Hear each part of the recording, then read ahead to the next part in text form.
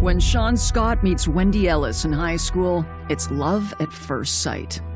She was a cheerleader. She was very pretty, especially those amazing blue eyes. With Wendy by his side, Sean strives for an elite military career. I had been accepted by West Point. West Point is the country's most prestigious military academy. Very few people actually make it all the way through and graduate. But Wendy's demands put Sean on the defensive. You're talking about a guy that won 2 Bronze Stars, and he's thinking everything's okay on the home front. She could very much damage his entire career. He could be court-martialed. I was terrified of what was going to come next. And the final assault is devastating. You never think that a person could be capable of something like that. The enemy was not abroad. The enemy was in his own household.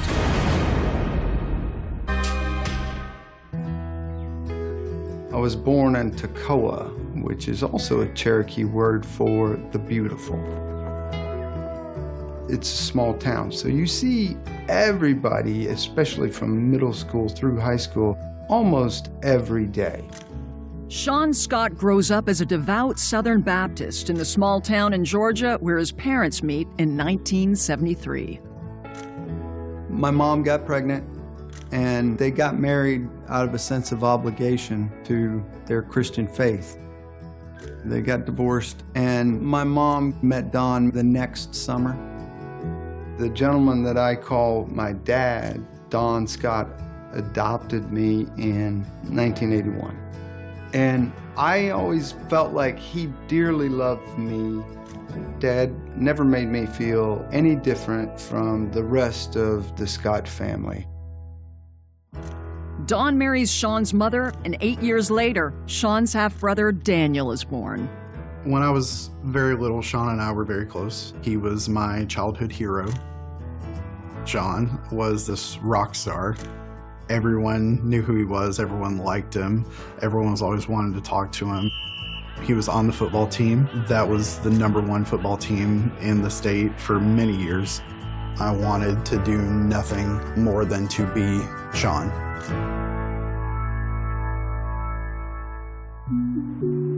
As he nears his junior year, Sean starts thinking about his future. He has huge aspirations for college, but his mom is an artist, and his stepdad is retired from the Navy. And both my mom and dad sat me down and said, look, son, we're concerned that if you're going to go to college, you're going to have to figure out how to finance it yourself because we don't have the means to help you.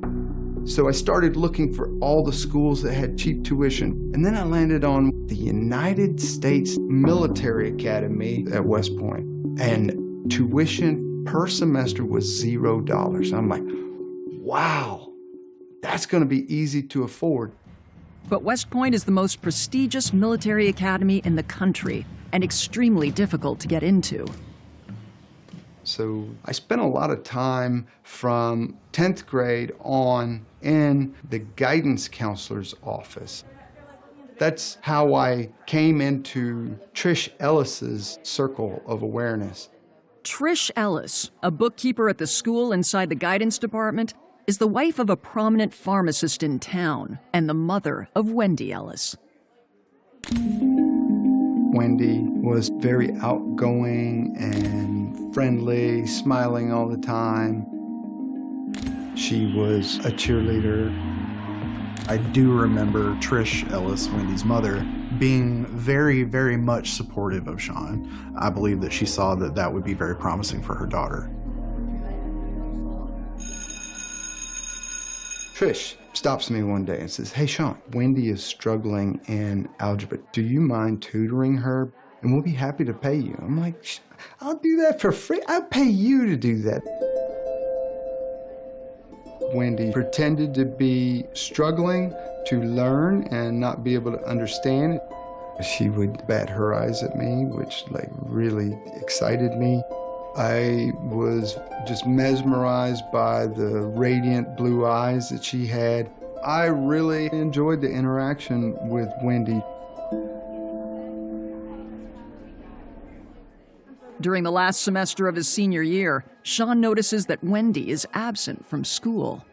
I passed Trish's office and I said, "Hey, Trish, I haven't seen Wendy in school in like 2 weeks. Is she all right?" And she says, "Oh, well, it's pretty sad, but she's in the hospital down near Atlanta for a eating disorder, bulimia and anorexia."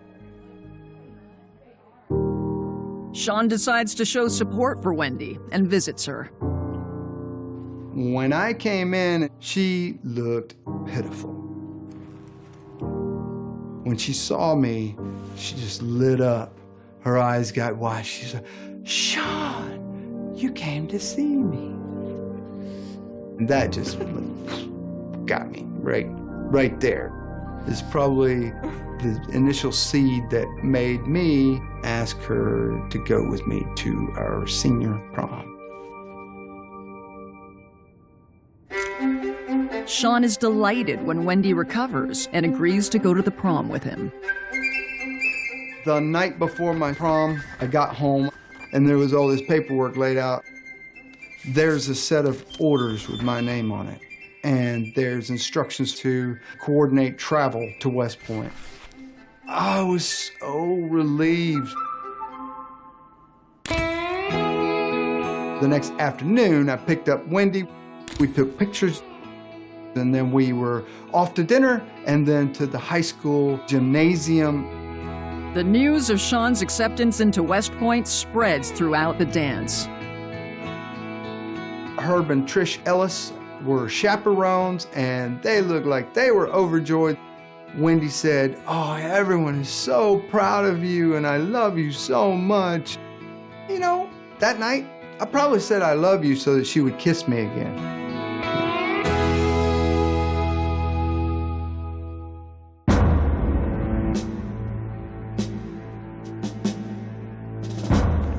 Sean and Wendy grow closer, but once he's at West Point for his freshman year, Sean's schedule is regimented from sunup to sundown.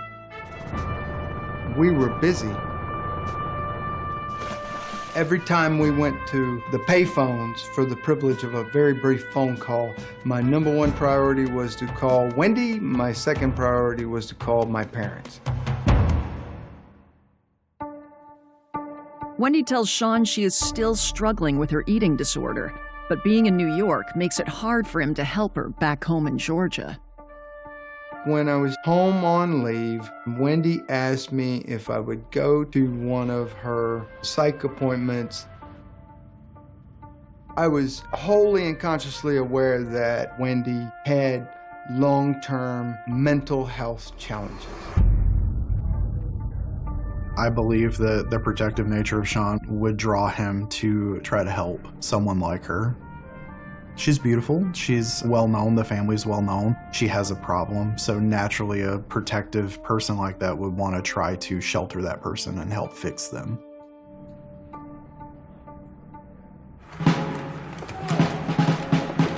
At West Point, the years in the calendar seem to fly by, but every day seems like it's an eternity.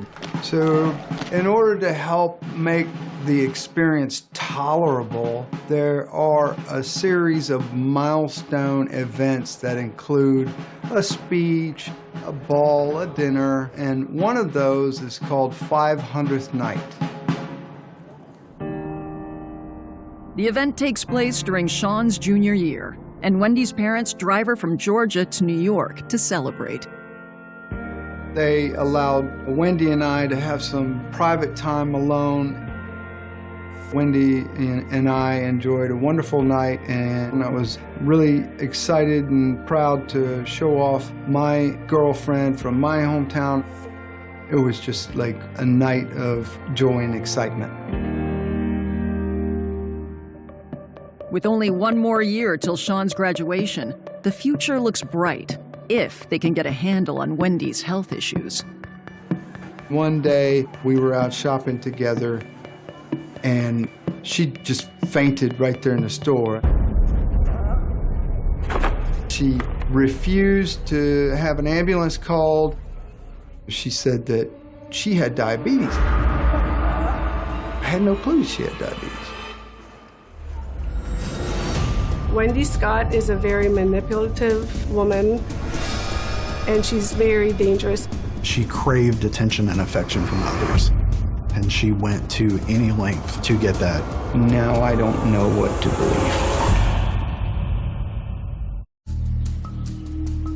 believe. Sean Scott is at West Point when he finds out that his girlfriend Wendy has another serious health complaint. When I found out that Wendy had diabetes, I was very concerned for her health. She told me that the insulin that she had, she did not get from a doctor. Her father got it from his pharmacy that he worked at and gave it to her. Only once did I actually see her inject herself with insulin. I loved her, and I wanted to be a support to her and to help her in any way that I can. Sean seemed happy with Wendy, but there was always something about her that made me feel uncomfortable. There was just always that little feeling in me that just made me feel unsure about her. By Sean's third year at West Point, his relationship with Wendy has evolved. However, he suffers a devastating loss in his family in April 1996 when his stepdad becomes seriously ill. I made it home on emergency leave from West Point just in time. I remember Sean opening the door to the ICU in his uniform from West Point and running through the ICU to my father's side. And then I was taken out of the room, but I remember looking back and seeing Sean sitting there holding his hand. I was holding his hand when he took his last breath. I held on to it until I felt the warmth leave.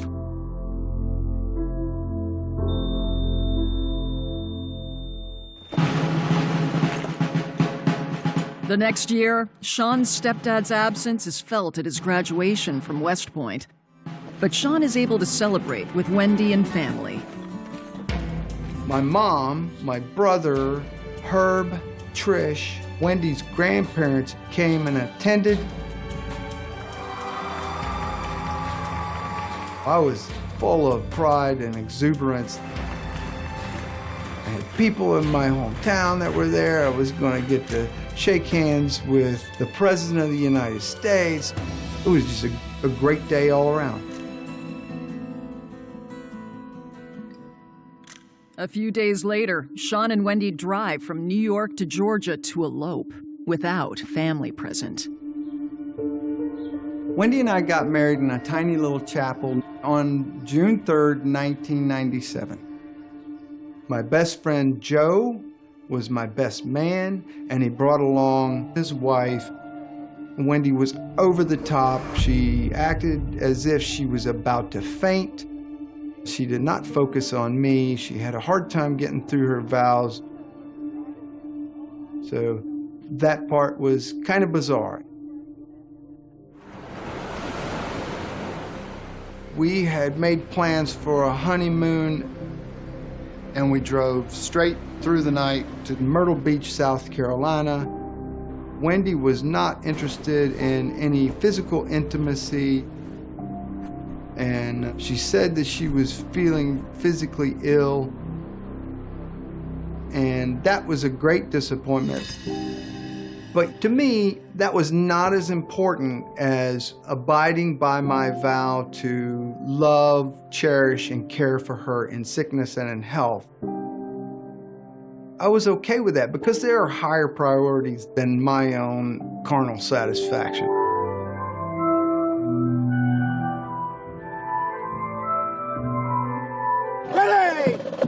A year later, in 1998, after taking the U.S. Army Engineer Officers course, Wendy and Sean moved to Columbia, Georgia, just a few hours from home. My first permanent duty station in the Army was Fort Benning in Georgia. And we went and did fun things by ourselves and with other people, my West Point classmates included.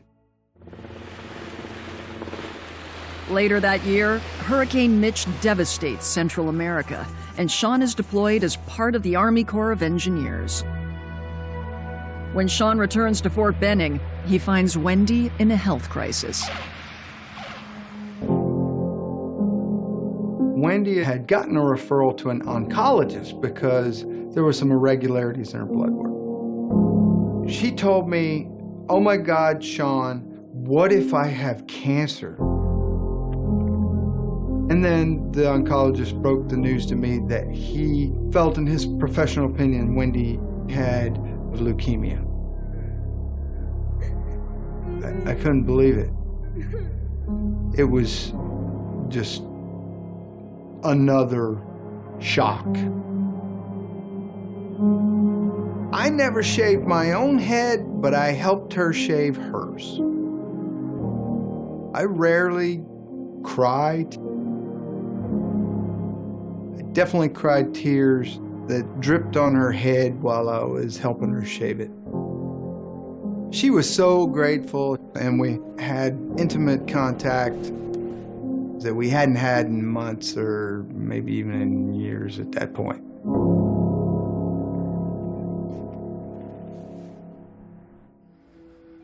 Wendy tells Sean that she wants to do the treatments on her own, so as not to distract him from his work.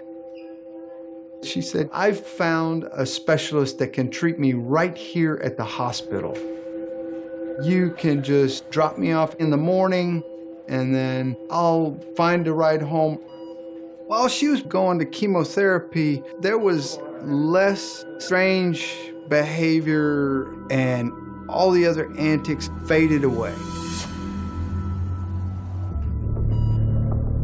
Wendy starts her treatment, and Sean believes that all is going well, until one day, he is summoned to a meeting with some other Army spouses at Fort Benning. It was a historic home of a colonel, and Wendy was sitting there, and she looked up at me, had a very nervous look on her face, and was very fidgety. You could hear a pin drop. One of the spouses said, "We have discovered that Wendy does not really have cancer. She's been lying to us, and we've all been deeply hurt by this." I couldn't say anything. I was filled with rage.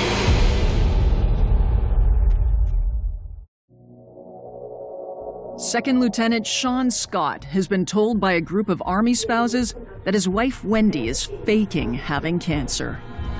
I was just devastated, embarrassed. I felt sick to my stomach. I couldn't say anything except, "Thank you for bringing this to my attention. I am so sorry that this happened." I learned that one of the church community saw her at the hospital. She just walked around like a normal person, and she wasn't behaving like she would behave at church, where she would present as if she was deathly ill and unable to perform activities of daily living on her own and needed help. But how did Wendy trick her oncologist into a leukemia diagnosis? I was finally coming to grips with an escalating pattern of behavior. I believe Wendy figured out how to manipulate her body so that her blood work came back such that more than one medical provider was convinced that she had leukemia. He had worked very hard to get to where he was, and he had a very promising career ahead of him. The situation that she put them in could very much damage his entire career. I was committed to her because I considered marriage my bond with Wendy and with God. And I wasn't going to give up on that, and I was determined not to get a divorce. I decided that I was going to monitor and control her behavior as best I could.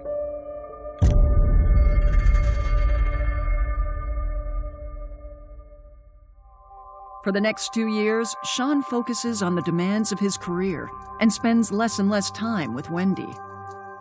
In April of 2002, he is notified that Wendy is in the ER because of a complication related to her diabetes. The physician on call was present. After the whole cancer thing, I knew from then on that she was faking. She found some new docs who didn't know her backstory. I said, look, doc, I respect what you do, and I just want you to know that I know without a shadow of a doubt that my wife does not have diabetes. Never has.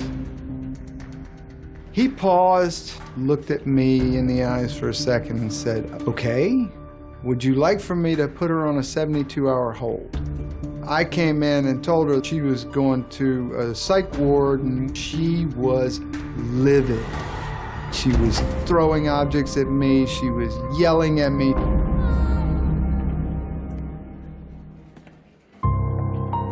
And Wendy has one more bomb to drop. A nurse came in and said, we got your blood results. Wendy was pregnant.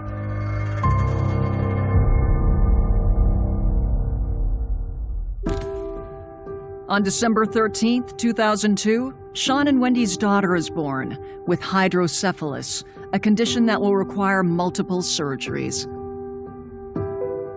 When our daughter was born, Wendy's behaviors regarding her own health just disappeared. It was like magic. I found out that I was deploying. I was amped and energized and excited to exercise my leadership in the role of company commander.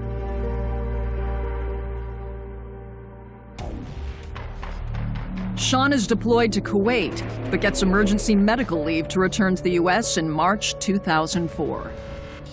I was back in the States in Chapel Hill, North Carolina for the first of a series of brain surgeries for our daughter at a UNC medical center.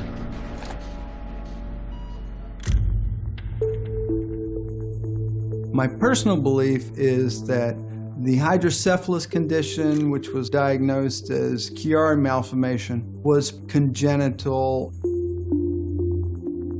In 2004, my daughter began developing symptoms from vomiting to abnormal eating behavior to constant diarrhea. Sean is now stationed at Fort Detrick, Maryland, so that the family can be close to Walter Reed Medical Center, where their daughter is a frequent visitor. The doctors were unsure as to what exactly was wrong. They were pursuing the option of leukemia, and they were doing everything that they could to help her. Over the next 3 years, Sean and Wendy pull closer together. Wendy is no longer faking health issues and gives birth to a son who is underweight but otherwise healthy. At Walter Reed, the doctors cannot determine the cause of Sean's daughter's ongoing symptoms. My daughter underwent hundreds of diagnostic procedures. The spinal tap, that's an extremely painful procedure, and it was gut-wrenching, heartbreaking to be present and in the room with her.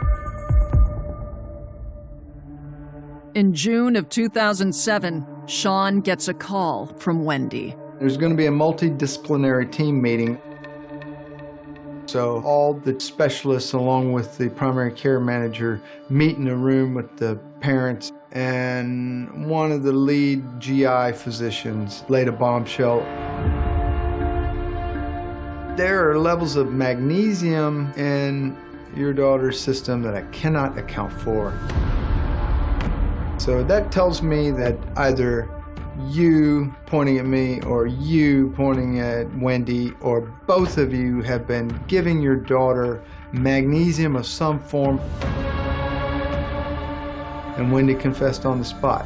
I did it, and I looked at her in front of all these people. All I could say was, how could you?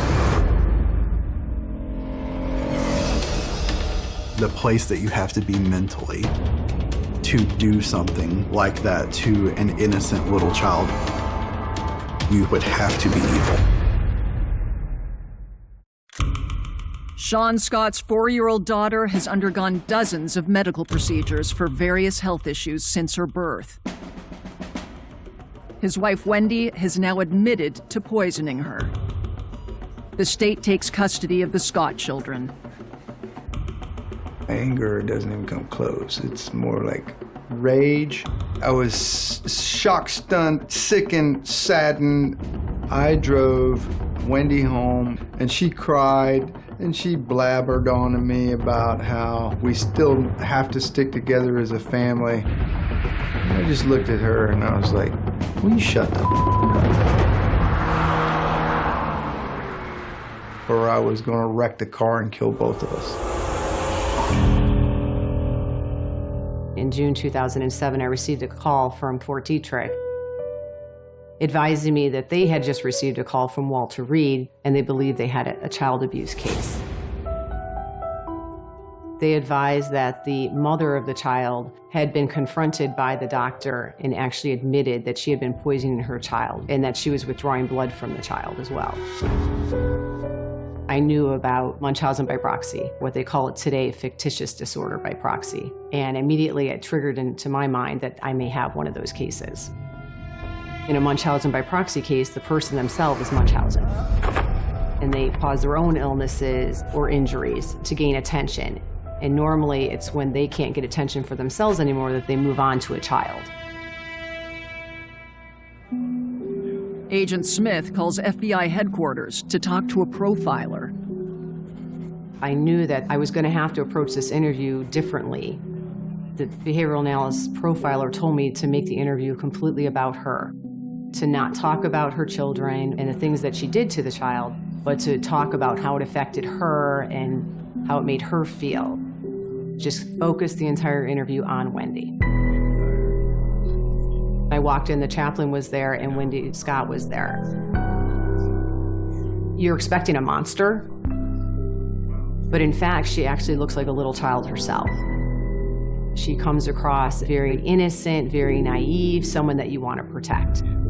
Wendy showed absolutely no remorse during the interview. I realized that I did, in fact, have a Munchausen by proxy case, that she was truly injuring her child to gain attention for herself. And so my goal at that point was to get as much evidence as I could. I was able to get consent from Wendy to search the house. The home that the Scotts lived in was in a very nice area. The house was very organized and clean. Similarly, so was the victim child's bedroom. It was a beautiful bedroom. It looked like she cared very deeply for this child by the way that the room was presented. I spoke to the team leader of our evidence response team that went directly to the kitchen trash can. And sure enough, at the top of the trash can was a large bottle of milk and magnesia. And I saw a red hazmat box, the type you find in a doctor's office where you put expended syringes in. And inside were 5 syringes with blood in them.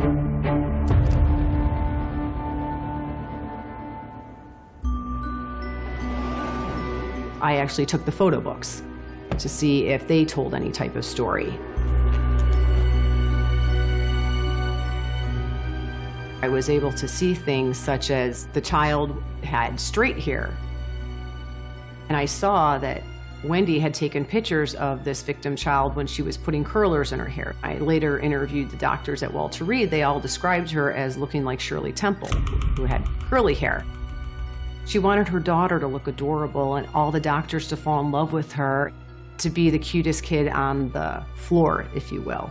Wendy would do the child's hair in advance the night before, and then she would do something to the child to induce the symptoms that resulted in her bringing the child to the hospital. So it showed premeditation. I did learn through my investigation that Wendy herself had feigned illness at a previous base. She claimed she had leukemia, she was in a wheelchair, she'd shaved her head. She even shaved her eyebrows, literally had everyone absolutely convinced that she had it. She figured out a way to cause those type of symptoms in herself, and she was trying to do the same thing to her daughter.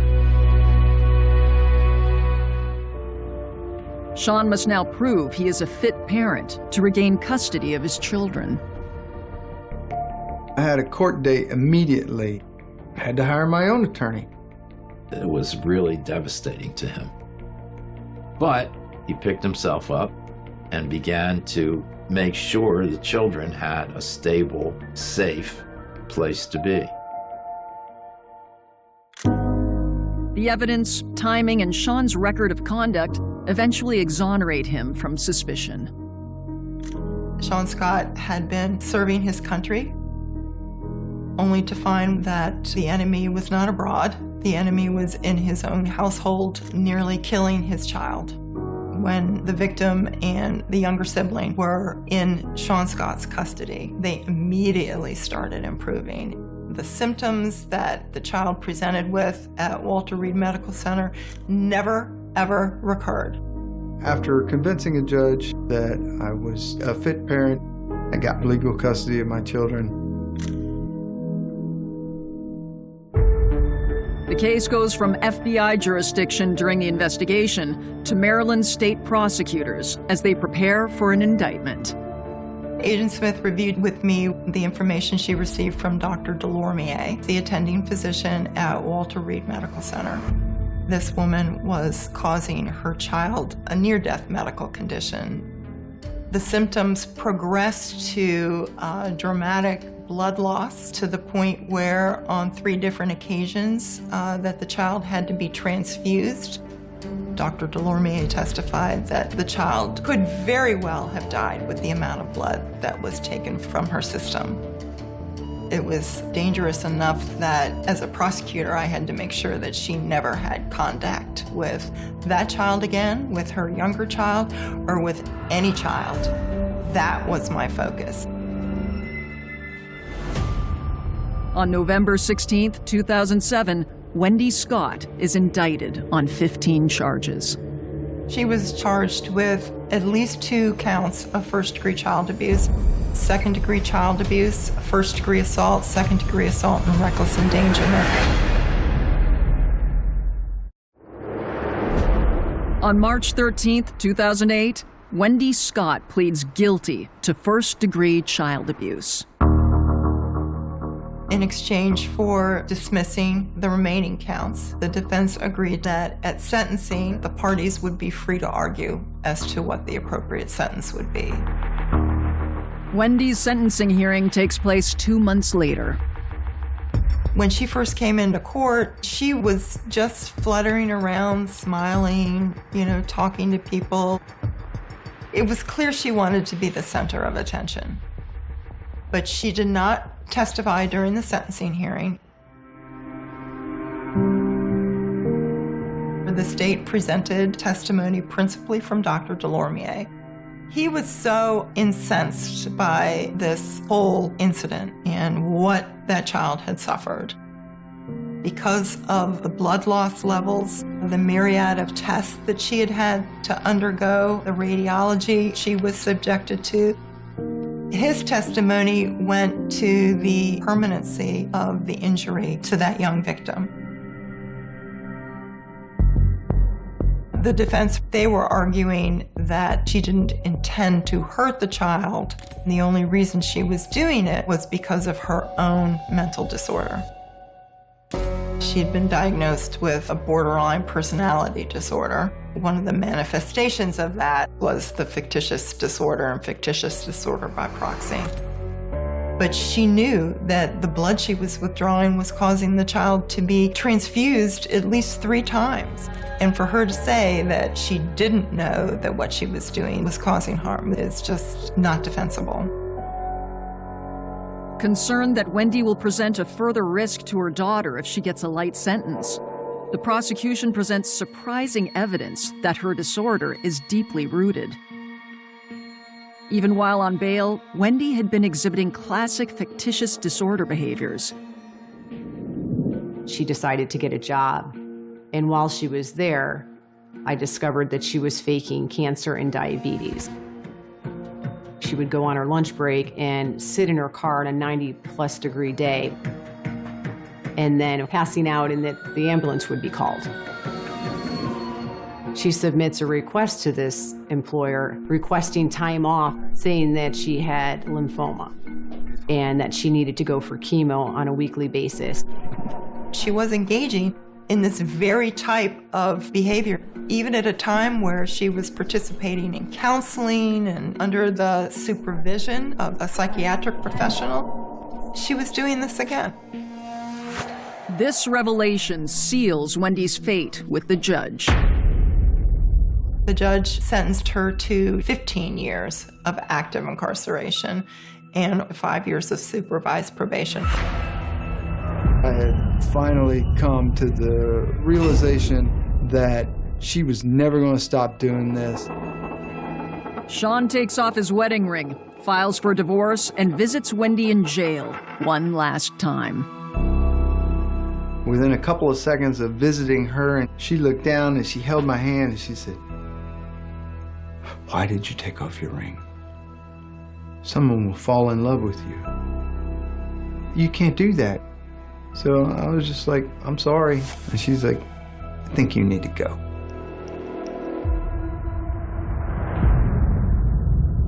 After 11 years of trauma, Sean is free to find love with a new partner and discovers there is light at the end of the tunnel.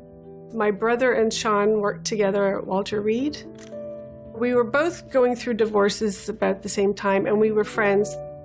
I wanted to help Sean primarily because I knew what a wonderful man he was. As a mother, it's an overwhelming story to hear. It still hurts to this day. Yeah, I felt terrible for him because it was a lot. And as a mom, like, our kids are close in age, so it really hit home. Our friendship grew more and more.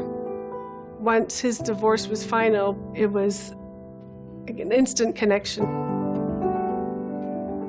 Sean's children needed a lot of healing and love and support due to the damage that was caused by Wendy Scott. In 2010, Sean and Rachel marry and blend their families. Rachel becomes the loving and protective mother Sean's kids have never known. While Sean was deployed to Afghanistan, Wendy submitted a request for reconsideration. She wanted to reduce her prison time, and we feel that she coordinated that request in knowing that Sean was in Afghanistan, and so I attended that request. It was probably the most terrifying day of my life because I really didn't want to see Wendy in person, but I was also proud to speak on the kid's behalf because he was obviously not able to be there. For the first time since her arrest, Wendy takes the stand. You start by telling him your name. Wendy Michelle Scott. Do you have any children? Yes, I do. She obviously presented a very positive picture of her accomplishments. Do you currently believe you're a danger to the community? No, I am not. Not one mention was made about the child. She knew that her counseling would not be successful if she was not able to be honest. So I asked her, "Tell me what you did to your daughter." Ms. Scott, could you tell us, please, what you did to... And she was very taken aback by that. The defense, of course, objected to it, and the judge wanted to hear the answer, too. She hemmed and she hawed. Miss Angel, I am not a doctor. I cannot honestly, under oath, say that I know exactly what I did to her. I don't know. And I don't think she ever really did answer my question. I just said, I have nothing more. I don't have any more questions. And then I read a victim impact statement. She works hard every single day of her life to try to be a typical kid. She will be scarred forever. It is something that we will deal with for the rest of her life. And part of that was I had said that his daughter had her feeding tube removed. And as I was saying that, there was a cheer from Wendy, like, yay! Thank goodness I had the DA and the FBI agent on both sides of me because I think I would have done something mean. She did this to her daughter, and I'm the one that, along with Sean, we got rid of it and reached that milestone together. The damage and the harm that she did to an innocent little girl is just baffling. I think it's evil. Ms. Scott, that sentence I imposed then was appropriate, and it remains appropriate. You nearly killed her, and your motion to modify is denied.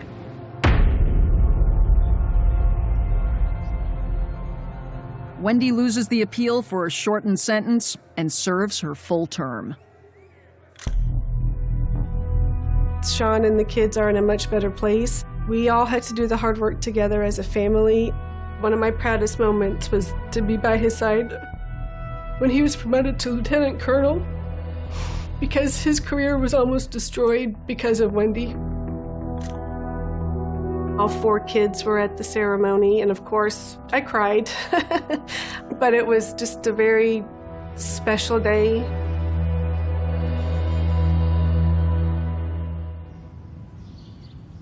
Sean is a proud and intensely private man, but he tells his story to warn others. I'm at peace with it now. I'm okay. I cherish and appreciate the love and support that my wife and my children and my extended family and all my friends have given me to be able to get to the point. My purpose and mission will be to help somebody out there who's doubting themselves. Take action, don't hesitate, seek help. If you got doubts or questions, talk to somebody. Sean is joyful in his new life and has high hopes for the future of his children. They're strong, resilient children. I'm very proud of them. They're going to go on to do great things in their own right out there.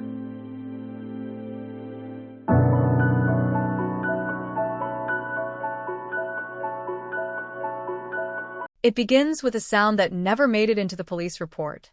Not a scream, not a gunshot, just the hollow click of a front door closing in the early hours of a Florida morning, when the heat hasn't yet risen and the air still feels forgiving, when neighbors sleep with windows cracked open and trust comes easily.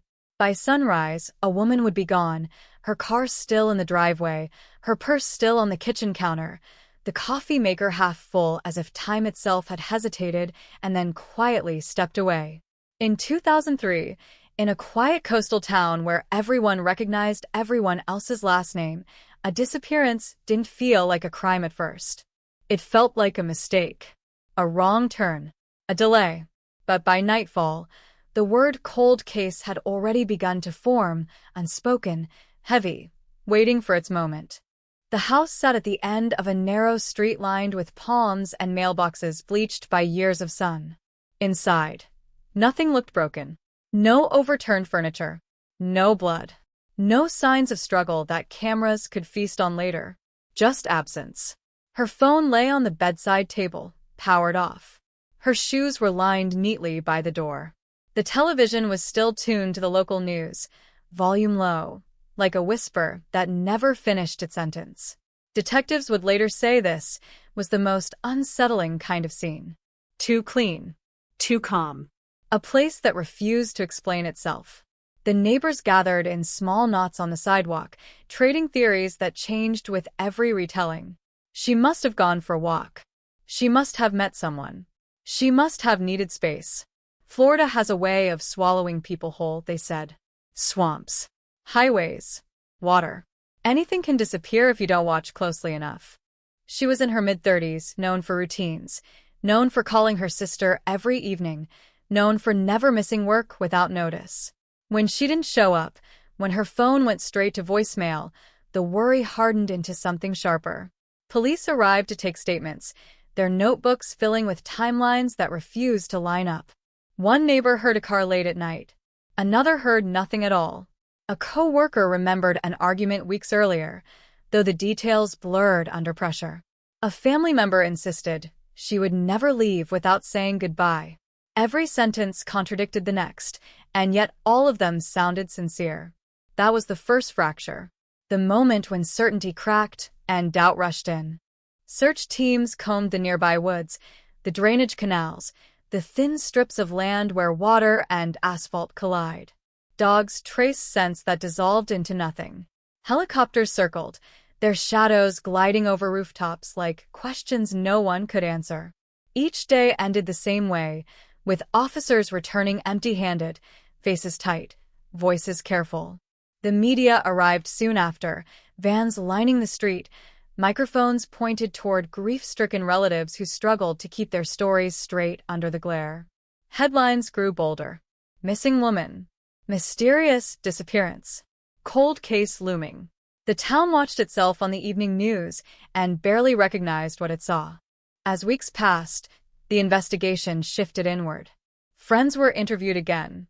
Coworkers were asked to repeat conversations they barely remembered having. And then, inevitably, attention turned to family. It always does. The people closest to the center of the storm, the ones who knew her habits, her fears, her secrets. Detectives asked careful questions, the kind designed to sound casual while measuring every pause, every glance away. A brother who seemed too calm. A cousin who remembered details no one had asked for. A former partner who lived just close enough to be inconvenient. None of it rose to the level of proof. Not then. But in the quiet spaces between questions, suspicion began to settle. By the end of the year, the case file had thickened without getting heavier. Pages and pages of notes led nowhere. Tips flooded in and dried up just as fast. Sightings reported from gas stations and bus stops evaporated under scrutiny. A woman who looked like her. A voice that sounded familiar. Always close enough to ignite hope, never close enough to hold. Detectives used words like voluntary disappearance in briefings, a phrase that sounded neat and professional and meant absolutely nothing to the family listening. How do you voluntarily disappear from your own life? From your name? From your history? The question hung in the air, unanswered, as months slipped into years. By 2005, the cameras were gone. By 2007, new officers had to read the file twice just to remember who she was. The house changed hands. The street grew older. Children who once played in the yards now drove past without knowing why their parents still glanced at that corner lot. The case became a reference point, a cautionary tale told in lowered voices. Don't walk alone at night. Lock your doors. Trust your instincts. Cold case. The words carried weight, but no direction. Inside the family, time did not heal. It sharpened. Old arguments resurfaced, reshaped by grief. Memories were re-examined, motives imagined, loyalties tested. Who had been angry that year? Who stood to gain? Who knew what and when? Every holiday was haunted by an empty chair, every birthday marked by silence. And slowly, almost imperceptibly, the idea took root that the truth had never been far away, that it had been sitting in plain sight, hidden not by darkness, but by familiarity. Investigators revisited the file periodically, spurred by new technology, new leadership, new pressure from advocates who refused to let the case die. Evidence was reprocessed. Old interviews were replayed, the audio crackling with the ghosts of earlier assumptions. Patterns emerged that hadn't been visible before. Timelines tightened. Inconsistencies glowed brighter under modern scrutiny. A statement once dismissed as confusion now sounded rehearsed. A detail once overlooked now felt deliberate. The past, it turned out, had been waiting. And then, nearly 20 years later, something shifted. Not a body. Not a weapon. Just a name, spoken out loud, finally, by someone who had never said it before. A family member. The shock rippled outward, through the department, through the town, through a community that thought it had already felt every possible version of surprise. After 2 decades of silence, after years of cautious language and unresolved questions, the narrative cracked open. Was it confession? Accusation? Or something far more complicated, born from guilt, memory, and the unbearable weight of time? In Florida, the heat has a way of preserving secrets even as it erodes everything else. Asphalt buckles. Paint peels. Landscapes change. But stories linger, waiting for the moment when someone finally decides they can't carry them anymore. In 2003, a woman vanished without a trace. In the years that followed, a town learned how easy it is to look away once the headlines fade. And now, with a single name pulled from the shadows, The past has begun to speak again, raising a question no one is ready to answer. Was this cold case truly cracked, or has it only just begun to bleed? The name didn't arrive with fireworks or flashing lights. It slipped into the room during a routine follow-up interview, spoken softly, almost casually, as if testing whether the air itself would reject it. A family member, seated across from detectives in a small, windowless office, finally stopped circling the past and pointed straight at it. The moment was deceptively quiet. No shouting, no tears. Just a sentence that changed the temperature of the room. For investigators who had lived with this case for years, it felt less like a revelation and more like a door finally opening, slow and reluctant, revealing a hallway they had always suspected was there. The statement was not a confession. Not yet. It was an accusation wrapped in memory, sharpened by time. According to the witness, there had been tension in the months before the disappearance. Arguments that never made it into the original file because they seemed too ordinary, too domestic to matter. Words exchanged behind closed doors. Threats that sounded more like frustration than intent. Back in 2003, everyone had been careful, guarded, afraid of tearing the family apart when there was still hope she might come home. 2 decades later, hope had hardened into something else. Resolve. Or perhaps resignation. Detectives pulled the old transcripts, comparing them line by line with the new account. What struck them first was not what had changed, but what hadn't. Certain details had remained eerily consistent across 20 years. The time of night, the position of the car, the last conversation anyone remembered having with her. Consistency can be comforting, but in an investigation, it can also be a warning sign. Memories fade. They blur. They rearrange themselves to survive. Perfectly preserved recollections often mean something else has been rehearsed in their place. They turn their attention to the person named, a relative who had always hovered at the edges of suspicion but never crossed the line into actionable doubt. In 2003, this individual had an alibi that was thin but technically intact. A late-night errand. A witness who remembered seeing them somewhere else. A timeline that worked if you didn't push too hard. Back then, no one pushed. The department was understaffed. Pressure from the media was intense. And there were no obvious signs of violence tying this person to the disappearance. The case drifted, and with it, scrutiny loosened. Now, the alibi was pulled apart piece by piece. The witness had moved out of state, their memory less certain than it once seemed. Phone records, once impossible to retrieve, were now available in fragments, enough to suggest gaps that hadn't been acknowledged. Location data painted a picture that didn't quite match the story told for years. Nothing definitive. Nothing that could stand alone in court. But together, the pieces began to lean in the same direction, like dominoes waiting for a single push. The community reacted the way it always does when a cold case stirs back to life. Old rumors resurfaced, polished by repetition. People remembered things they hadn't thought about in years. A strange look at a family gathering. A sudden argument overheard through a thin wall. A car idling longer than necessary in the driveway that night. Social media filled the gaps left by official silence, speculation spreading faster than facts ever could. For some, the idea that the answer had been this close all along felt like betrayal. For others, it felt inevitable. Investigators returned to the house, now renovated, repainted, unrecognizable to anyone who had stood there in 2003. Ground-penetrating radar swept the yard, the technology humming softly as it searched for disturbances beneath the surface. Nothing conclusive appeared, but the absence of evidence no longer felt neutral. It felt taunting. Nearby waterways were re-examined, their depths mapped, their currents studied as if they might still remember what they carried years ago. Florida's landscape keeps its own counsel. It gives nothing back easily. Inside the family, the accusation fractured what little unity remained. Some closed ranks immediately, dismissing the claim as grief finally breaking someone's sense of reality. Others went silent, their refusal to defend or deny speaking louder than any argument. Phone calls went unanswered. Long-standing traditions quietly ended. Holidays became logistical negotiations rather than gatherings. The disappearance had once united them in shared loss. Now, the possibility of guilt threatened to turn that loss into something far more corrosive. Detectives scheduled another interview with the named individual. The room was the same as before.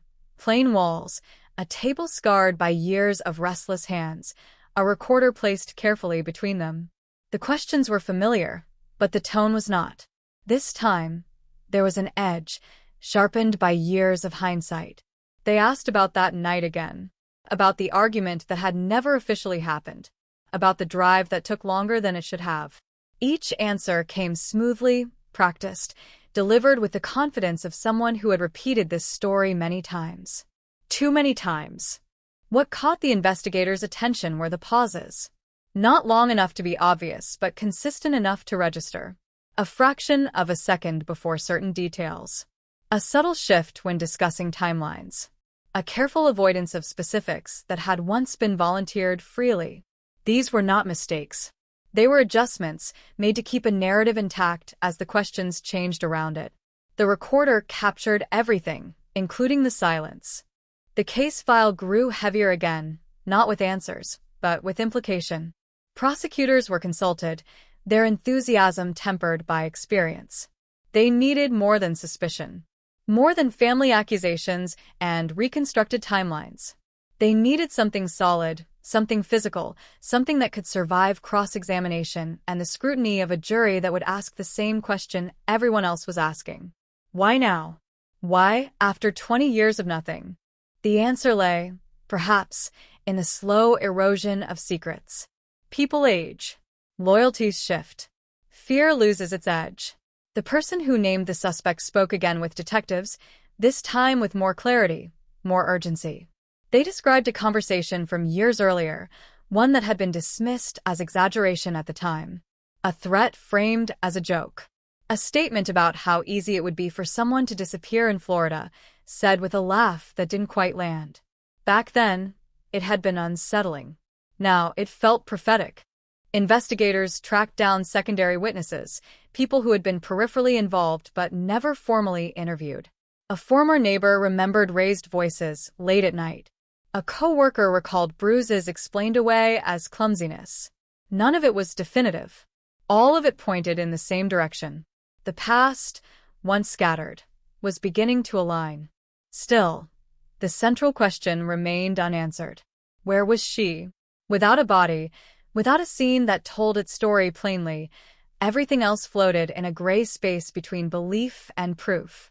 The named individual maintained their innocence publicly, their statements carefully worded, their cooperation selective. Lawyers became involved. Information tightened. The window for easy answers closed. As the 20th anniversary of the disappearance approached, the pressure intensified. Advocacy groups renewed their calls for resolution. The department faced renewed scrutiny over decisions made decades earlier. Could this have been solved then, if someone had looked harder, asked differently, refused to let comfort override doubt? The question hung over every meeting, every press inquiry, every late-night review of old evidence. In the end, the accusation changed everything without resolving anything. It cracked the surface of the cold case, letting something raw and unresolved seep through. The mystery no longer belonged solely to the past. It was alive again, breathing, forcing everyone involved to confront the possibility that the truth had never been hidden in darkness at all, but sheltered by proximity, by family, by the quiet agreement to not look too closely at those we think we know. And as investigators prepared their next move, one fact became impossible to ignore. If the answer truly lay within the family, then the most dangerous place in this case had never been the swamps, the highways, or the water. It had been the living room, the dinner table, the space where trust and harm can coexist without ever raising an alarm.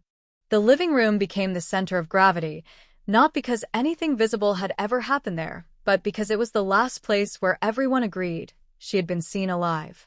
Investigators stood in that space again, years later, imagining the furniture as it once was, the light coming through the windows at a different angle, the sound of voices overlapping in a way that felt ordinary at the time. Ordinary moments are the hardest to interrogate. They resist suspicion.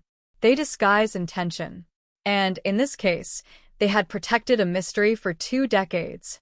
The renewed investigation forced detectives to confront their own history with the file. Decisions made in 2003 were no longer abstract. They were names on reports, checkboxes ticked under pressure, assumptions shaped by the limits of the era. Domestic tension had been noted, then minimized. Family dynamics acknowledged, then politely set aside.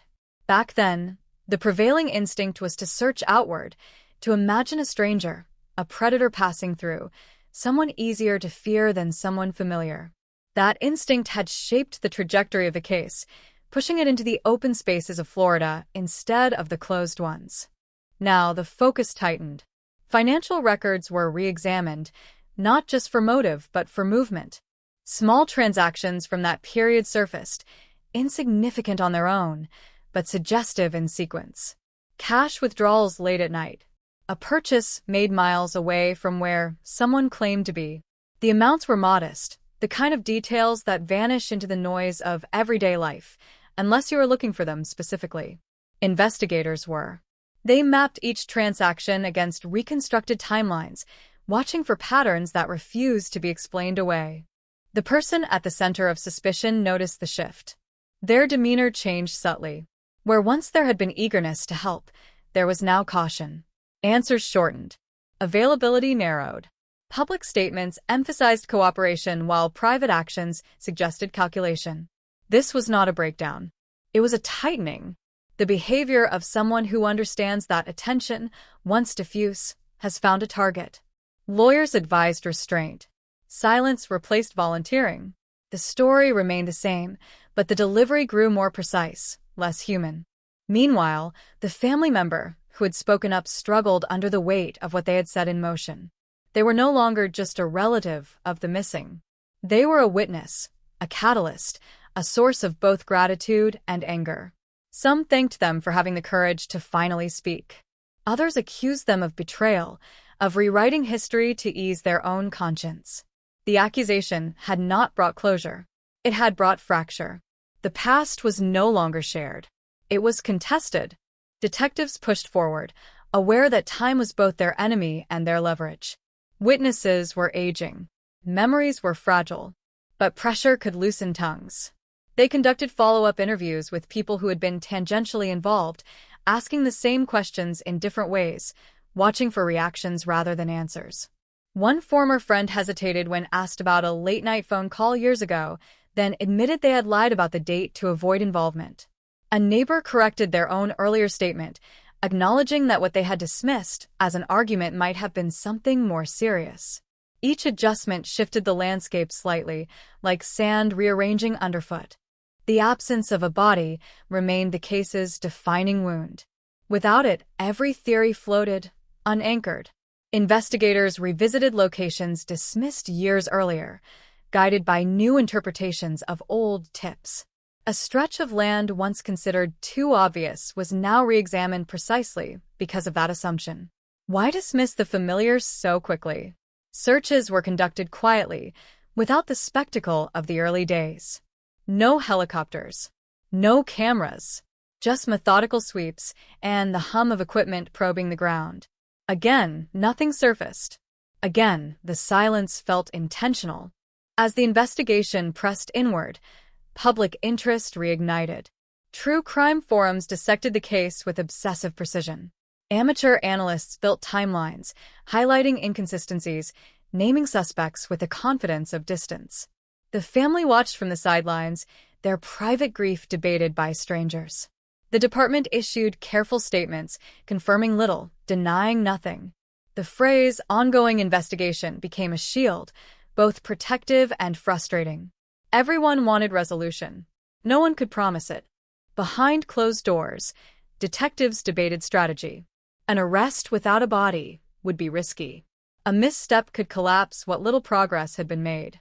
But waiting carried its own cost. The suspect's narrative had solidified over years. Challenging it required more than contradiction. It required something that could not be reframed or explained away. They returned to physical evidence such as it was. Items collected in 2003, boxed and labeled, were sent for advanced testing. New techniques teased out traces once considered meaningless: fibers, residues, partial profiles that hovered just below the threshold of certainty. One result stood out, not because it proved anything outright, but because it contradicted an assumption that had guided the case from the beginning. A trace found on an item from the house suggested movement inconsistent with the accepted timeline. It implied that something or someone had been relocated after the disappearance, not before. The implication was subtle but profound. If correct, it meant the scene had been manipulated quietly, carefully by someone with access and time. Someone who did not fear being noticed. Investigators confronted the suspect with this information, not as accusation, but as inquiry. The response was measured, dismissive even. Coincidence. Contamination. A misunderstanding of science. The explanations came quickly, polished, layered. But beneath them, detectives sensed strain. The story was being asked to stretch, to accommodate facts it had never been designed to carry.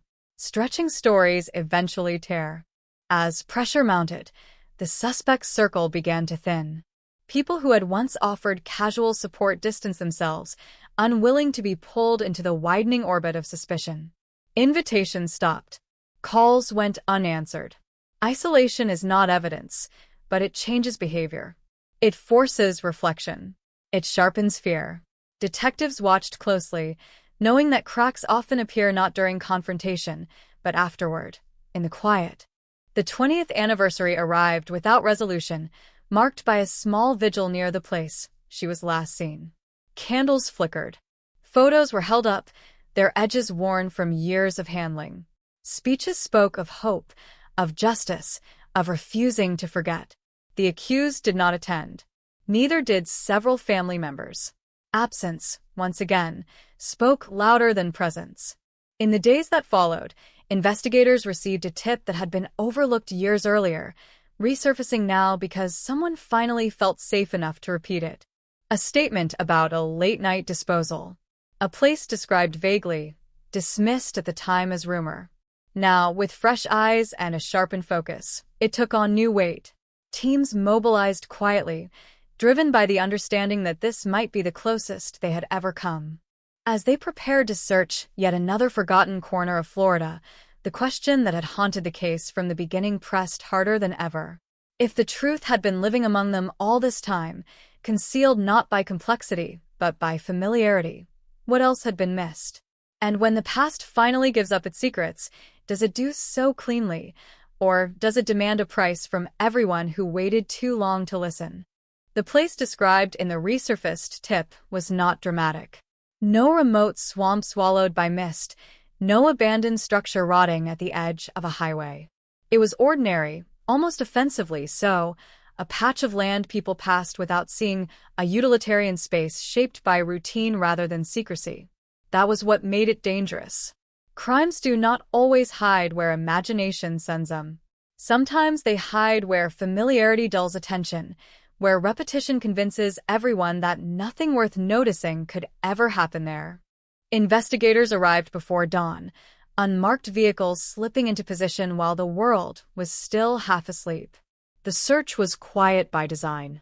No press, no statements, just methodical movement, boots pressing into damp earth, equipment unpacked with practiced efficiency.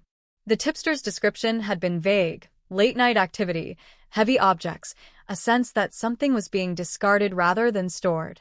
Back in 2003, it had been logged and sidelined, another fragment without context. Now, with the family accusation echoing in every briefing, it carried a different gravity. They worked slowly, mapping the area, cross-referencing old utility plans, noting changes made over the years. Florida grows fast. Landscapes are reshaped by development, storms, neglect. What might have been exposed 2 decades ago could now be buried under layers of time and intention. Ground-penetrating radar traced invisible lines beneath the surface, translating the past into abstract shapes on a screen. Most of it was noise. Some of it was not. A disturbance appeared near the edge of the site, subtle but consistent with earth that had been moved and compacted again. It was not proof. It was possibility. The team marked it, expanded the grid, worked outward, careful not to let anticipation outrun protocol. Digging began with restraint, each layer peeled back slowly, documented meticulously. Soil tells stories if you listen closely enough. Differences in texture, in color, in density. This patch had been touched by human hands, that much was clear. When and why remained unanswered. Hours passed. Sweat soaked through gloves. The sun climbed, indifferent to the tension unfolding below. Then the tools struck something solid. Not bone. Not metal. Just debris. Disappointment flickered, quickly suppressed. Excavation continued, widening the area, chasing the shape suggested by the scan. Investigators had learned not to expect clarity. The past rarely offers it willingly. By the end of the day, nothing definitive had emerged. No remains. No object that could anchor a charge. But the disturbance itself mattered. It contradicted years of assumption that nothing had ever been hidden there. It suggested action, effort, a decision made under cover of darkness. The site was documented, samples collected, the area restored to its unremarkable appearance. To anyone passing by, nothing had changed. For the case, everything had. The suspect was informed of the search through their attorney. The response was swift and dismissive, a statement emphasizing cooperation while criticizing the investigation's direction. Fishing expedition. Desperate reach. Words chosen carefully, aimed not at detectives, but at perception. Publicly, the tone was calm. Privately, investigators noted the timing. The suspect had not been told details. Yet their rebuttal seemed to anticipate questions that had not been asked. As pressure mounted, the suspect's history was examined with renewed intensity. Not just their relationship with the missing woman, but their behavior afterward. How had they grieved? Had they searched? Had they asked questions, demanded updates, pushed for answers? The record showed involvement, yes, but selective. Periods of intense engagement followed by long stretches of absence. Support that arrived when attention was highest, then faded when the spotlight moved on. It was not evidence of guilt, but it was pattern. Detectives returned to the earliest days of the case, reconstructing the hours after the disappearance with brutal precision. Who arrived first? Who entered the house? Who touched what? In 2003, scenes were secured quickly but not perfectly. Family members moved freely, driven by panic and denial. In that chaos, opportunity exists. The possibility that the scene had been altered, not violently, but thoughtfully, gained traction. A missing item here. A repositioned object there. Small changes, easy to dismiss, impossible to fully reconstruct after so much time. They focused on one detail that had always bothered them, the car. Parked neatly. No sign of hurried departure. No evidence of travel. It suggested she had not left voluntarily, or at least not in a way consistent with her habits. If she hadn't driven away, someone else might have. Or she might never have left the house at all. The implications narrowed the window of opportunity dramatically, concentrating suspicion on those with immediate access and plausible deniability. The family accusation resurfaced repeatedly in interviews, its weight growing with each corroborating fragment. Detectives asked the accuser to recount their memories again, not to trap them, but to understand the evolution of their certainty. What had changed after 20 years? The answer was unsettling in its simplicity. Nothing. What had changed was their tolerance for silence. The fear of consequences had diminished.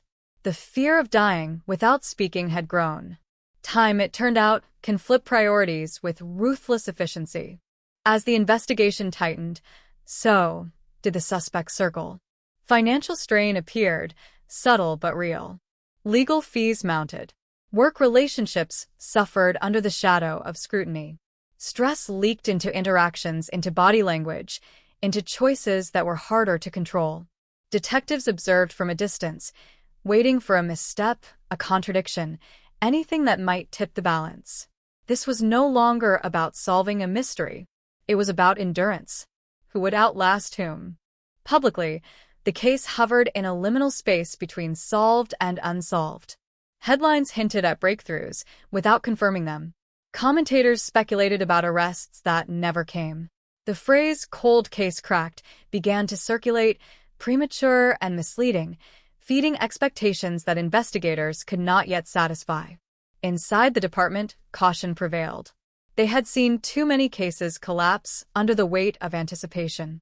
Then, quietly, another development emerged. A piece of evidence long thought lost was located in storage, misfiled, overlooked during earlier reviews. An item collected from the house in 2003, considered irrelevant at the time, now subjected to techniques that did not exist when it was first logged. The results were not conclusive, but they were directional. They suggested contact between the suspect and an object that should not have been in their possession after the disappearance. Confronted again, the suspect adjusted their story slightly, introducing a new explanation that accounted for the contact without admitting wrongdoing. It was a small change, almost imperceptible, but it mattered. Stories that evolve under pressure reveal their seams. Investigators marked the shift, added it to the growing web of inconsistencies, and waited. By now, the case was no longer just about what had happened in 2003. It was about what had happened since. The silence, the half-truths, the careful maintenance of a version of events that resisted erosion for years. The question investigators faced was no longer whether the family accusation had merit, but whether the truth, after so long, could still be proven in a way that mattered.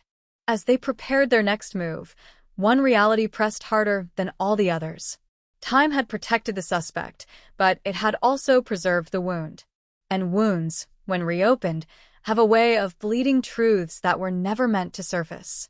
The wound reopened quietly, not with a dramatic arrest or a public confession, but with a shift in tone that everyone involved could feel.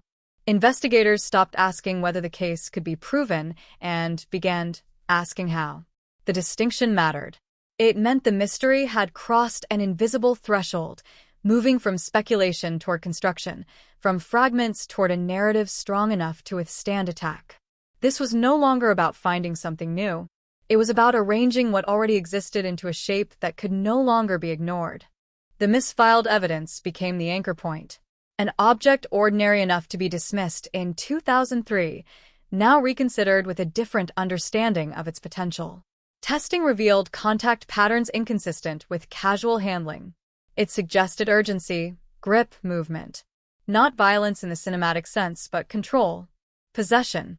Investigators layered this finding over the reconstructed timeline, noting how it aligned with the gaps in the suspect's alibi, the unexplained window of time that had always been present, but rarely emphasized. That window now loomed large, no longer an inconvenience, but a corridor through which everything else could pass. Detectives began to build a psychological profile, not as a substitute for evidence, but as a lens through which behavior could be interpreted. The suspect was not impulsive. That much was clear. Their actions, both before and after the disappearance, suggested deliberation, an ability to compartmentalize, to present stability while managing chaos privately. This was someone who understood appearances, who valued normalcy, who would have been motivated to resolve a crisis quickly and quietly rather than allow it to spiral. The theory did not require rage. It required calculation.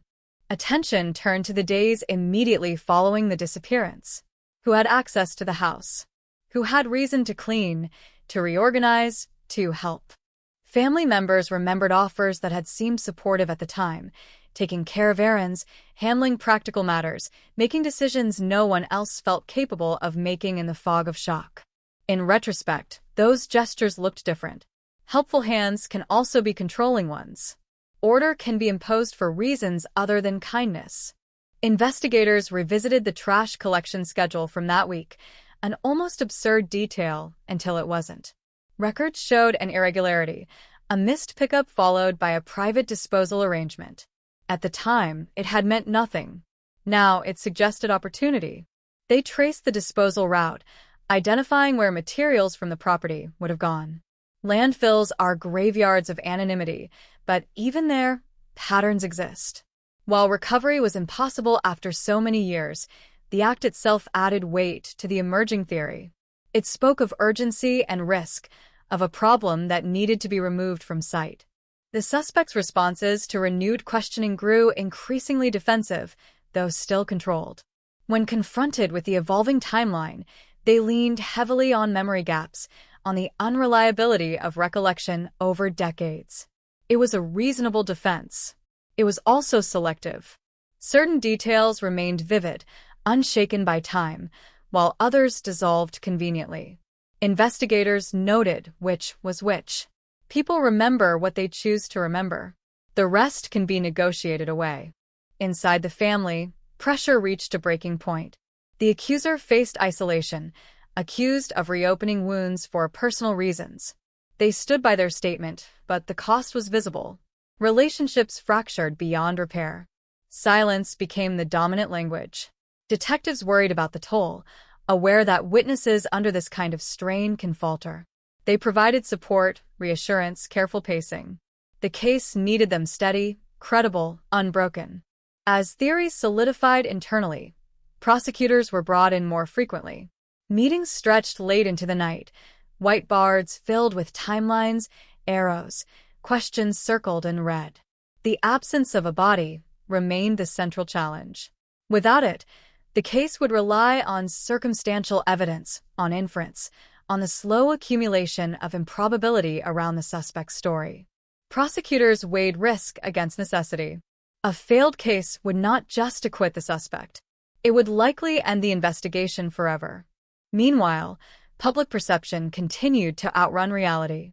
Headlines hinted at imminent arrests. Online speculation hardened into conviction. The suspect became a villain in narratives that ignored nuance and due process.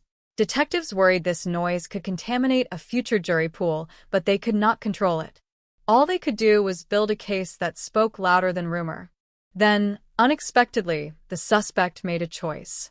Not a confession, not a flight, but a conversation. Through their attorney, they requested a meeting with investigators, framed as an opportunity to clarify misunderstandings. The timing was notable. Pressure had peaked. Evidence was aligning. Silence was no longer protective. Investigators agreed, aware that such meetings are rarely about clarity alone. They are about testing the ground, about gauging how much the other side knows. The interview was different from the others. Less rehearsed. More brittle. The suspect spoke at length, volunteering context, motivations, emotional states from that period. It was a risky move. The more one talks, the more one must remember what has already been said. Investigators listened, allowing the narrative to expand, watching for points of collapse.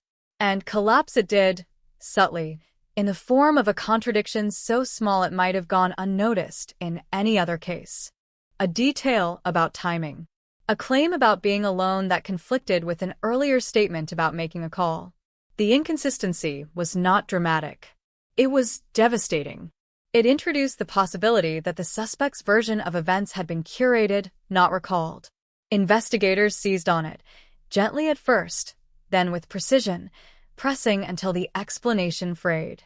The suspect recovered, offered an adjustment, moved on. But the damage was done. The story had bent under pressure. Afterward, detectives regrouped, energized but cautious. One inconsistency does not make a case, but it changes momentum. It signals vulnerability. Combined with the physical evidence, the family accusation, the altered alibi, and the behavioral patterns, it formed a mosaic that was becoming harder to dismiss as coincidence.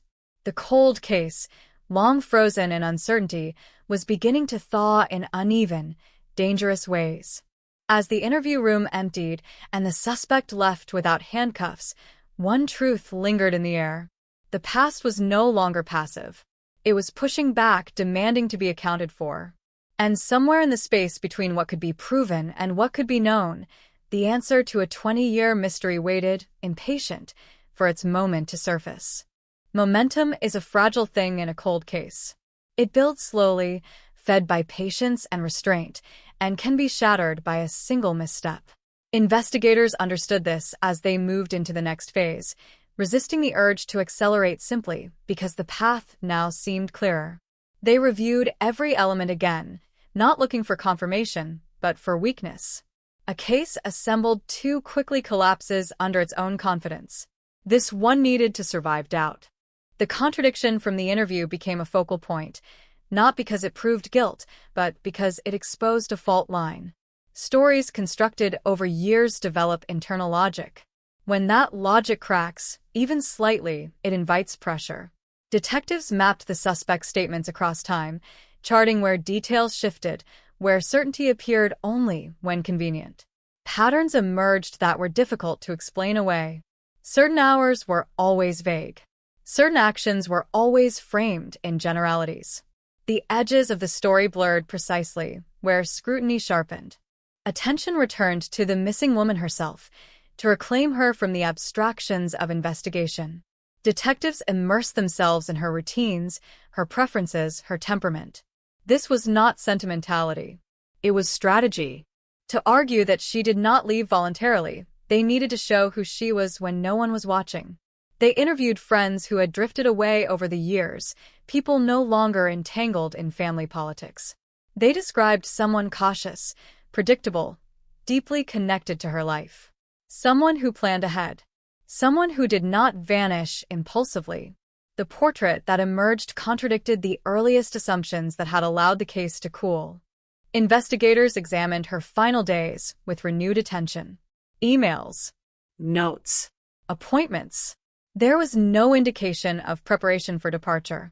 No withdrawals suggesting escape. No messages hinting at a goodbye.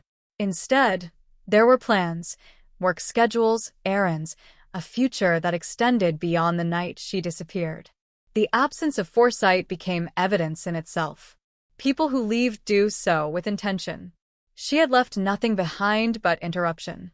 The suspect's movements during that period were reconstructed again, this time using tools unavailable in 2003. Data was imperfect, fragmented, but patterns still emerged. Location pings that placed them closer to the house than they had claimed. A gap in communication that aligned too neatly with the estimated window of disappearance. Individually, each element could be explained. Together, they formed a narrative that required increasingly elaborate excuses to sustain. Pressure also came from an unexpected direction. A former associate of the suspect, someone who had remained peripheral until now, reached out quietly to investigators. Their motivation was unclear: conscience, self-preservation, fatigue, but their information was specific. They recalled a conversation years earlier, casual at the time, unsettling in hindsight. A remark about how problems can be made to go away if handled decisively. At the time, it had sounded like bravado. Now it sounded like rehearsal. Detectives treated the account cautiously, aware of the risks of memory contamination after so many years. They corroborated what they could, matching details against known facts. Some aligned disturbingly well. The associate did not claim knowledge of a crime. They claimed knowledge of a mindset. That was enough to add another layer to the profile taking shape. Inside the investigation, tension rose. Some believed the case was nearing readiness for arrest. Others urged restraint, arguing that one more piece, one more confirmation, could make the difference between conviction and acquittal. Prosecutors leaned toward caution. Without a body, without a clear scene, the margin for error was thin. The suspect's defense would be aggressive, focused on reasonable doubt, on the unreliability of decades-old memories, on the absence of direct proof. The case had to anticipate every attack. Meanwhile, the suspect felt the walls closing in. Surveillance noted changes in routine. Sleep patterns shifted. Social interactions narrowed further. Stress manifested in small, telling ways: irritability, distraction, uncharacteristic mistakes. Detectives did not interpret these as guilt. They interpreted them as pressure. Pressure makes people predictable. Predictability creates opportunity. Another interview was scheduled, framed as procedural, a chance to clarify remaining inconsistencies. This time, investigators pressed harder, confronting the suspect with the cumulative weight of the evidence rather than isolated points. The effect was immediate. Defensiveness hardened into frustration. The suspect challenged the investigation's premise, questioned motives, accused detectives of tunnel vision. It was a familiar tactic, but one that signaled something important. The conversation was no longer about cooperation. It was about control. At one point, the suspect made an offhand remark that landed heavily in the room. A reference to the missing woman in the past tense, earlier than investigators had expected. It was subtle, easily dismissed as linguistic habit. But detectives noted it. Language betrays belief. People speak differently about those they expect to return. The recorder captured it, impassive, waiting to be replayed. Outside the interview room, the family continued to fracture. The accuser faced increasing hostility, their credibility attacked in whispers and public posts alike.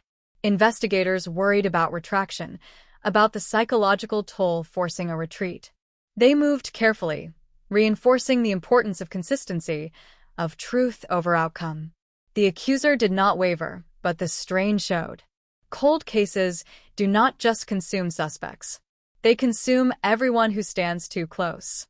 As weeks passed, a strategic decision was made. Investigators would test the suspect's narrative not by confrontation, but by absence. They paused active questioning, allowing silence to settle. It was a calculated risk. Silence creates space. In that space, people either stabilize or unravel. Detectives monitored quietly, waiting to see which would occur. The silence did not last long.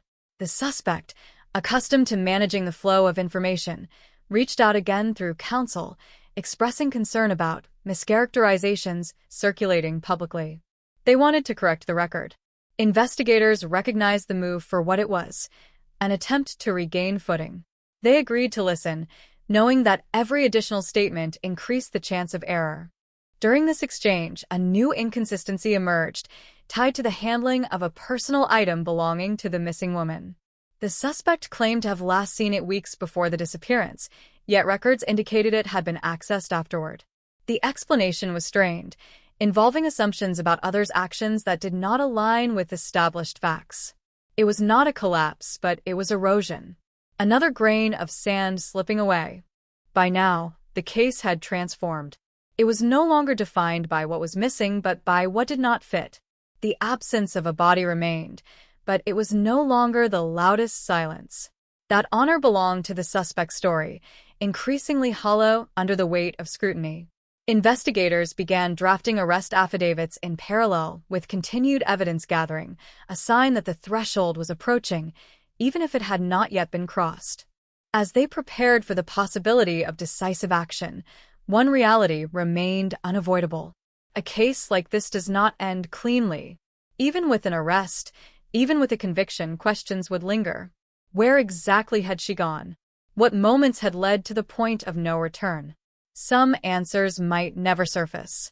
Justice, in its imperfect form, would have to suffice. And somewhere in the background of every meeting, every report, every late-night discussion, the missing woman's absence continued to assert itself, not as a mystery to be solved, but as a life interrupted, waiting for acknowledgement. The cold case was no longer frozen. It was unstable now, shifting, threatening to break open in ways no one could fully control. Unstable things demand decisions. Investigators felt it in the rhythm of their days, in the way meetings shortened and reports grew sharper, less speculative. The case had reached a point where waiting carried as much risk as acting. Every additional week allowed the suspect to adjust, to rehearse, to fortify defenses. At the same time, moving too soon could fracture the narrative they had spent years reconstructing. This was the narrow bridge every cold case must cross, suspended between doubt and certainty. Prosecutors reviewed the draft affidavits with surgical precision. Every sentence was weighed, every inference challenged. Could this survive a motion to dismiss? Could a jury follow this logic without a body to anchor their emotions? They debated the psychology of absence, the power of cumulative inconsistency, the credibility of a family member accusing their own blood. The argument was not whether the suspect was responsible. It was whether responsibility could be proven beyond a reasonable doubt. The difference mattered more than anything else. Investigators returned once more to the earliest witnesses, not to extract new facts, but to solidify old ones.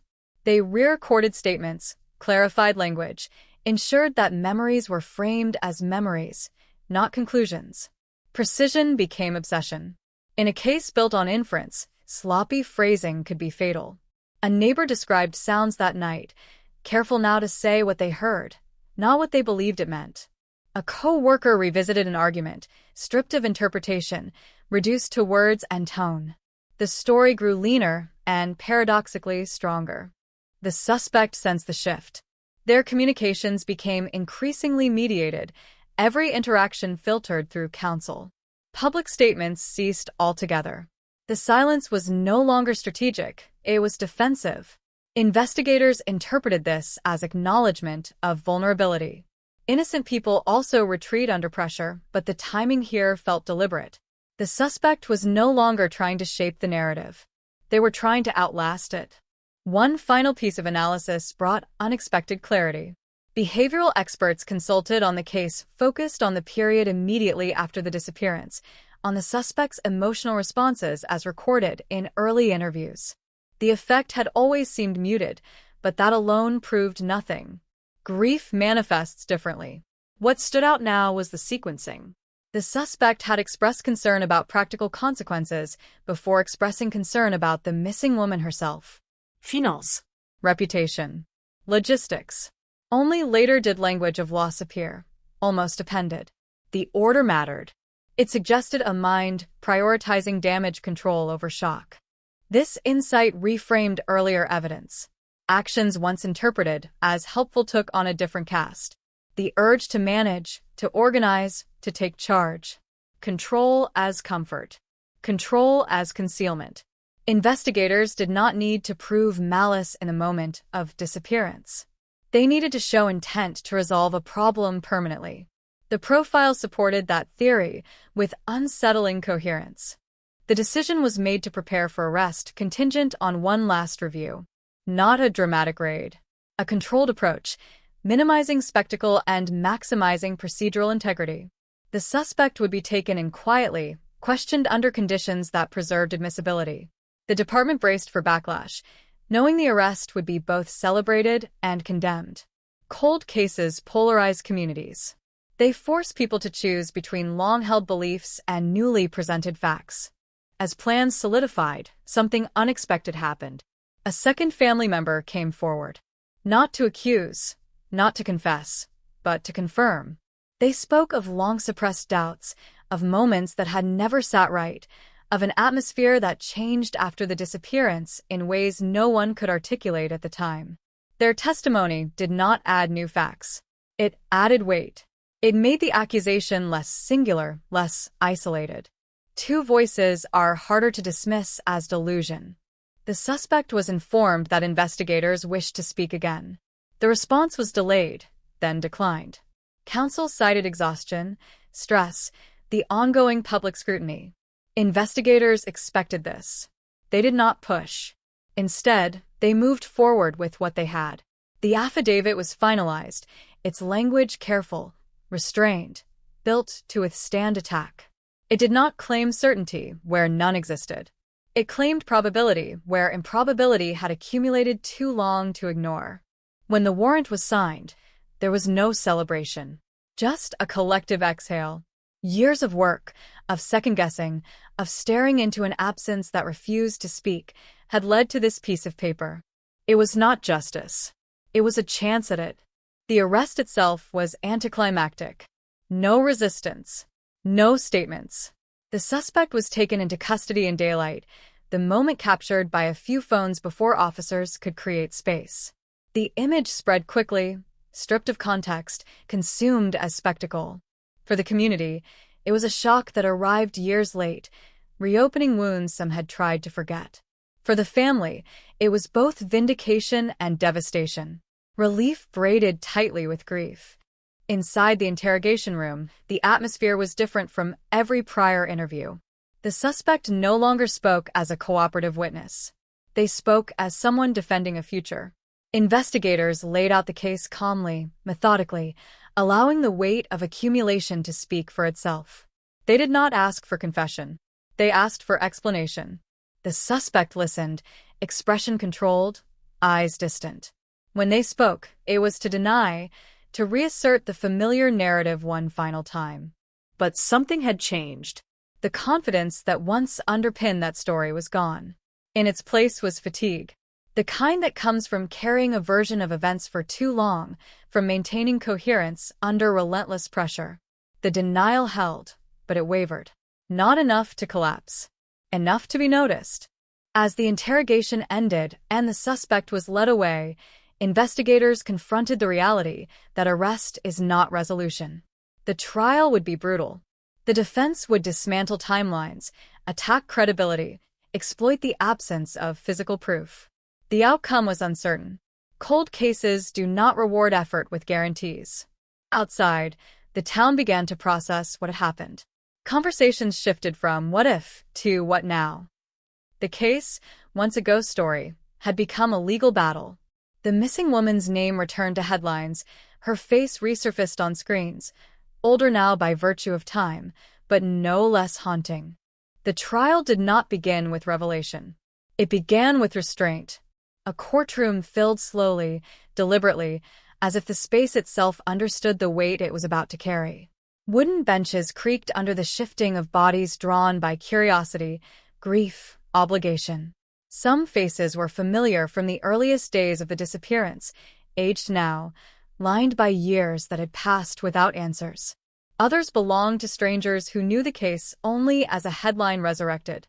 At the center sat the accused, composed, outwardly unchanged, as if time had not been the silent witness to everything unfolding around them. The prosecution's opening avoided drama. No grand gestures. No promises of certainty. Instead, they spoke of absence. Of a woman who did not leave.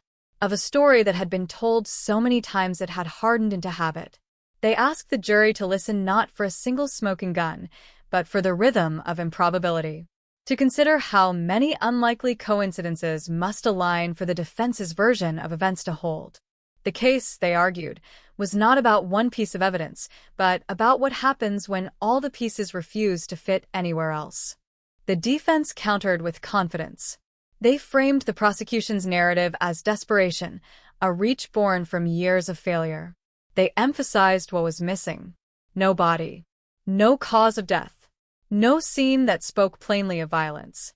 They questioned memories stretched thin by decades, the reliability of witnesses influenced by time, media, and grief. They cast the family accusation as emotional, biased, contaminated by years of speculation. Reasonable doubt, they reminded the jury, does not require innocence. It requires uncertainty. And uncertainty, they argued, was all this case had ever truly known. As testimony began, the past unfolded in fragments. Neighbors described that night again, their words careful, stripped of embellishment. Some faltered under cross-examination, their confidence eroded by questions about memory and perception. Others held steady, recounting what they heard, what they saw, what they did not see. The jury watched closely, aware that they were being asked to trust impressions preserved across 20 years of forgetting. Experts took the stand to explain the science behind the misfiled evidence, the trace patterns, the advances that had made new analysis possible. The explanations were technical, dense, vulnerable to skepticism. The defense seized on every limitation, every margin of error, every assumption. But the prosecution did not argue perfection. They argued direction. The evidence, they said, pointed consistently toward one person, even if it could not shout their name. The family accuser testified with visible strain. Their voice wavered, but did not break. They spoke of fear, of loyalty, of the cost of silence. The defense pressed hard, suggesting motive, resentment, self-interest. The jury watched a family fracture in real time, the pain unfiltered, untheatrical. There was no triumph in the accusation, only exhaustion. For some jurors, that mattered. The accused took the stand. It was a calculated risk. Their testimony was calm, articulate, grounded in the story they had told for years. They denied involvement, denied knowledge, denied opportunity. They spoke of love, of loss, of being unfairly targeted after 2 decades of cooperation. Under cross-examination, the cracks were subtle. A timeline adjusted slightly. A phrase echoed too closely to earlier statements. A moment of irritation where empathy might have been expected. The jury noticed. Or perhaps they did not. The uncertainty was palpable. Throughout the proceedings, the absence of a body loomed like an empty chair no one acknowledged. It was the defense's strongest ally and the prosecution's greatest challenge. The judge reminded the jury that a body is not required for conviction. The defense reminded them that it changes everything. The tension between those truths defined the room. As closing arguments approached, the narrative narrowed. The prosecution returned to the living room, to the window of time, to the opportunities disguised as routine. They asked the jury to consider how long a lie can survive without being fed, how much effort it takes to maintain consistency when reality pushes back. The defense returned to principle. Presumption of innocence. The danger of convicting on feeling rather than fact. The irreversible cost of being wrong. When the jury retired to deliberate, the courtroom exhaled. Days passed. Conversations outside the courthouse turned hushed, speculative. Reporters hovered, waiting for a moment that might or might not arrive. Inside the jury room, the case was dismantled and rebuilt, piece by piece. Some jurors focused on behavior, others on evidence, others on what was not there. The vote shifted, stalled, shifted again. Doubt and conviction wrestled in equal measure. The verdict, when it came, was not unanimous in spirit, even if it was in count. The words echoed through the room, landing unevenly. For some, it felt like resolution. For others, like surrender. The accused absorbed it silently, their expression unreadable.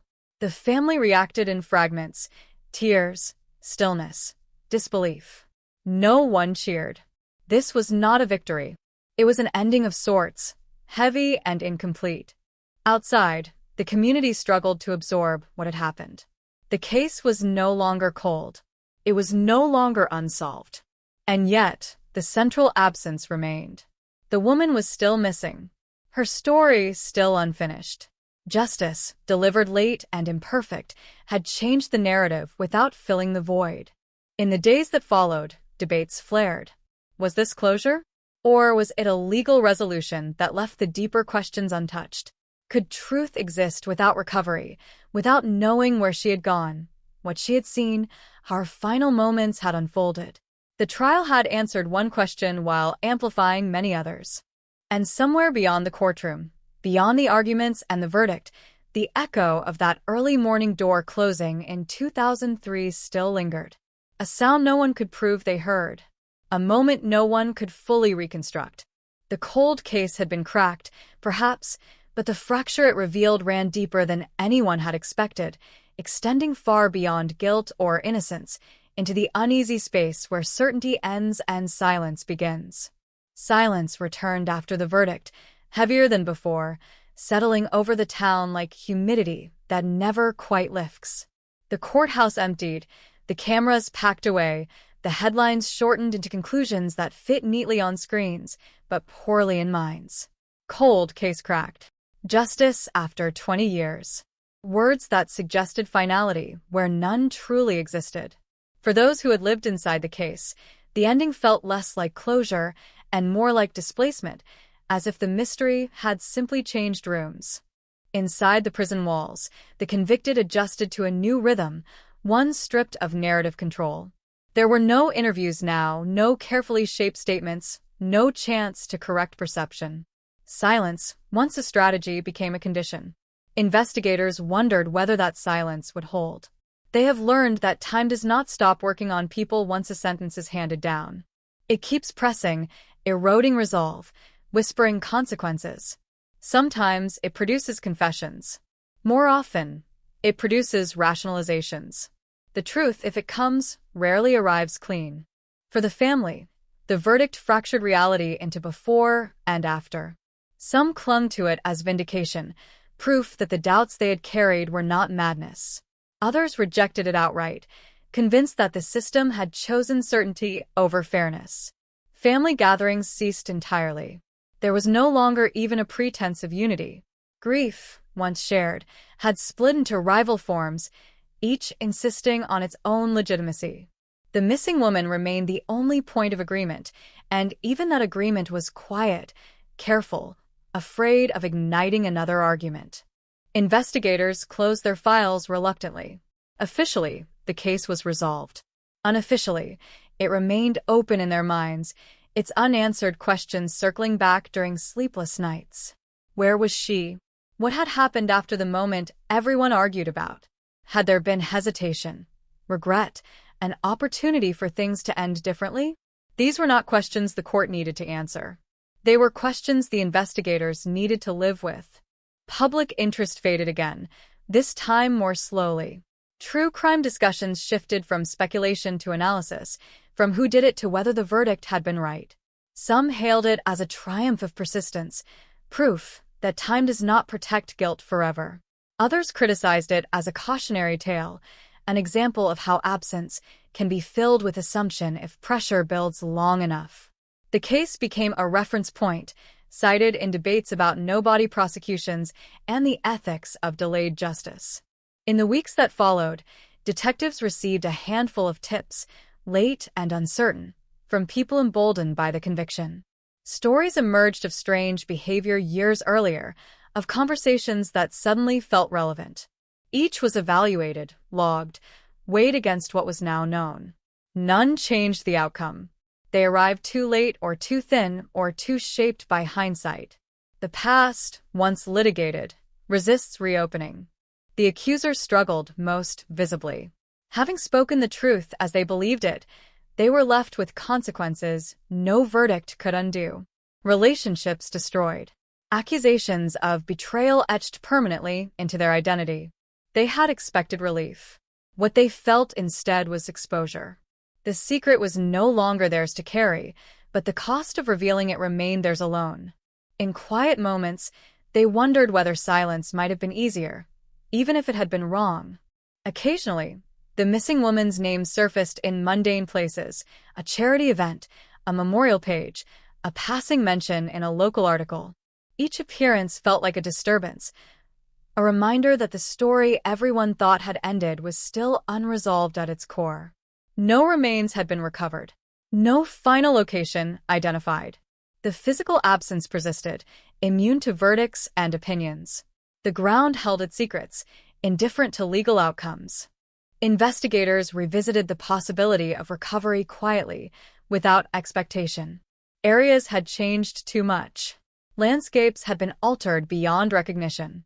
Even if remains were found, the answers they might provide would be limited. Time degrades evidence. Florida's environment accelerates that decay. The likelihood of meaningful discovery diminished with every passing year. Acceptance, not resolution, became the unspoken goal. The convicted filed an appeal, as expected. The arguments were procedural, technical, focused on evidentiary thresholds and jury instructions. For the family, the appeal reopened wounds barely scabbed over. For investigators, it was a reminder that nothing in this case would ever be simple. Justice, once delivered, does not settle. It reverberates, challenging itself at every stage. As months turned into a year, the case settled into its new identity. Not a mystery anymore, but not peace either. It existed in a liminal space, defined by what it had answered and what it never could. The missing woman's story was now told with an ending that did not include her return, her recovery, or her voice. Others had spoken for her, argued for her, decided for her. She remained silent, unchanged, absent. And in that silence, a different kind of question took shape. Not who did it, or how, but what is owed to the missing when certainty is built without them. When justice is assembled from inference and endurance rather than revelation. The case had proven that time can unlock doors long closed. It had also proven that some rooms, once entered, reveal only shadows. The town moved on because towns always do. New stories replaced old ones. New tragedies claimed attention. But on quiet mornings, when the heat had not yet risen and doors closed softly behind departing footsteps, some residents still felt the echo of 2003. A disappearance that taught them how easily normal life can fracture, and how even when the law declares an ending, the past can continue to speak, unresolved, to anyone willing to listen. Years later, the case stopped appearing in headlines altogether. It didn't need to. It had settled into something more permanent than news and example. Law schools dissected it.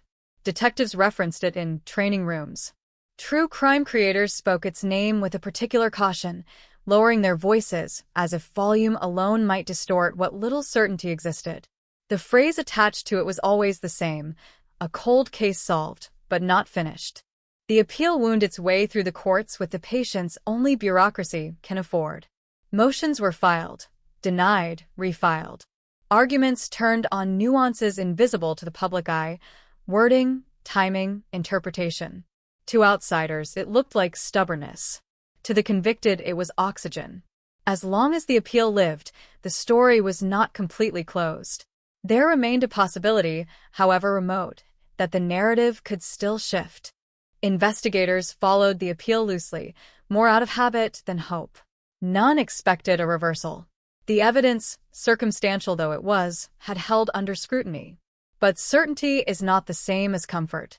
Each time the case resurfaced, even briefly, it reopened the mental file they had tried to shelve. They replayed interviews again in their minds, re-examined pauses, tones, glances they might have misread. Experience teaches that doubt is not a weakness, it's a companion. The family marked time differently now. Anniversaries were no longer tied only to the disappearance, but to the trial, the verdict, the sentencing. Grief had become layered.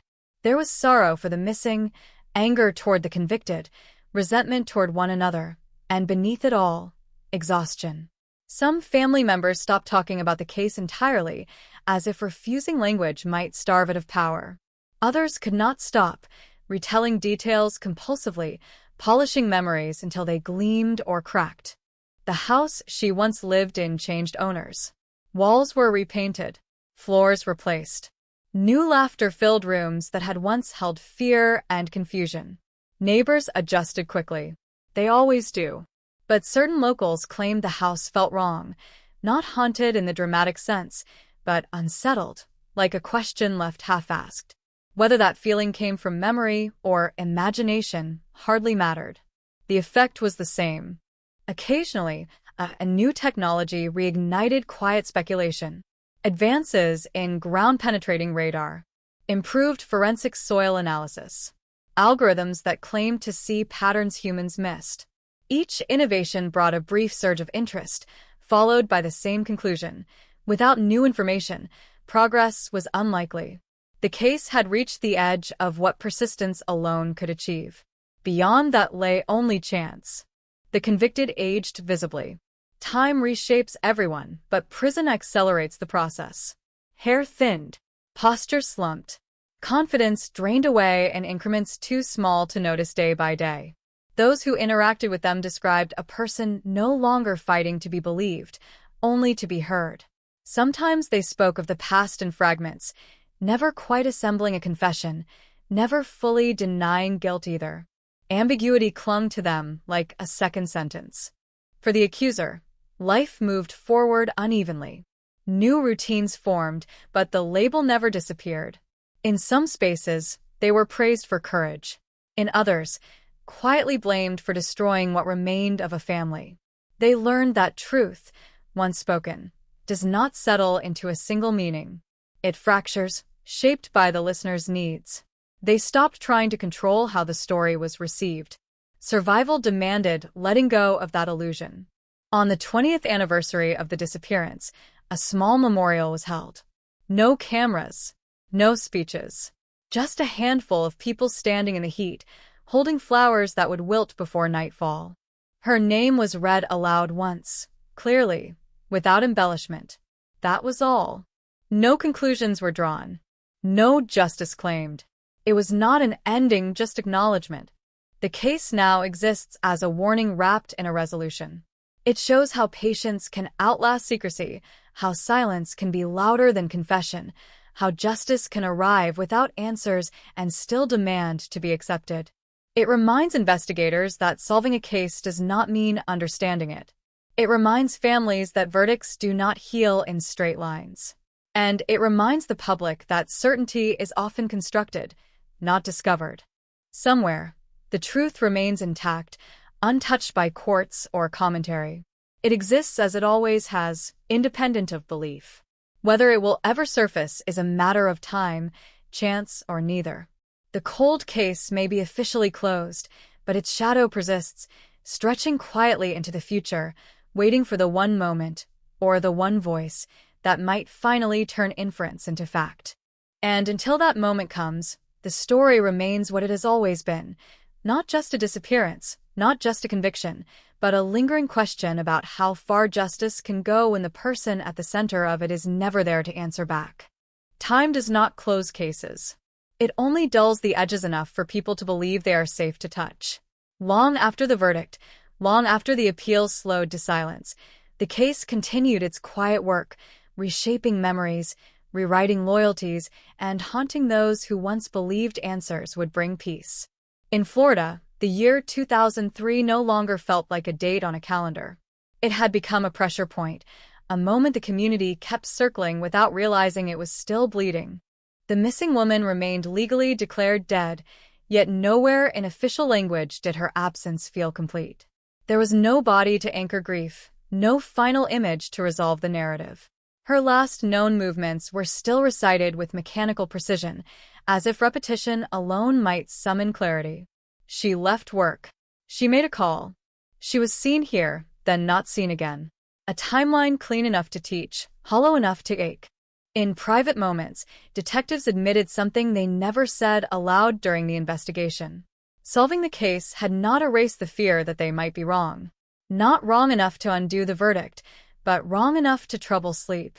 Every investigator carries at least one case like that, a file that refuses to stay closed in the mind. This one followed them into retirement, into quiet mornings and long drives, into moments when sirens were no longer part of their daily lives. The evidence still sat in climate-controlled storage, labeled, cataloged, preserved against decay. Boxes that held fibers, photographs, transcripts, fragments of a life reduced to documentation. Anyone could request to review it, but few did. The truth is heavy when stripped of spectacle. It demands patience, and patience is rare. Most preferred the version already agreed upon, even if it was incomplete. The convicted lived with a different kind of permanence. Prison time is measured not in years, but in routines. Count, meals, lights out. Days blurred until memory itself became unreliable. In rare interviews, they spoke less about innocence or guilt and more about inevitability. About how a story, once told often enough, no longer belongs to the person inside it. Whether that was resignation or deflection was impossible to say. The ambiguity endured. The accuser, now older, learned that courage does not end when the truth is spoken. It only changes shape. There were nights when doubt crept in uninvited, whispering questions no one else could hear. What if something had been missed? What if silence had hidden something else entirely? Those thoughts were pushed away not because they were false, but because they were unbearable. Survival required choosing a version of events and standing inside it. The community, once fractured by suspicion, slowly forgot the details while remembering the feeling. A sense that something terrible had happened among them, something that proved how well people can hide from one another. New residents moved in unaware until someone mentioned the case casually, like an old scar exposed by accident. Reactions were always the same. A pause. A lowered voice. A glance toward the place where answers should have been. True crime culture eventually claimed the story, dissecting it with microphones and dramatic pauses. Some episodes were careful. Others were careless. Timelines were rearranged. Motives embellished. Certainty overstated. Each retelling pulled the case a little further from the people who had lived it. Entertainment filled the gaps where facts refused to go. And still, the core mystery remained untouched. What happened to her in those missing hours has never been definitively known. No final location. No physical proof. Only conclusions built from patterns, testimony, and time. The law accepted it. History recorded it. But reality does not always conform to narrative. Sometimes it lingers unresolved, waiting for a moment that may never come. Cold cases are often described as sleeping. This one was not asleep. It was waiting. Waiting in the spaces between certainty and doubt, between justice and truth. Waiting in the quiet understanding that closure is not the same as resolution, and that some stories end not with answers, but with endurance. The woman at the center of it all remains defined by her absence. Not by how she vanished, but by how completely she changed everything she touched.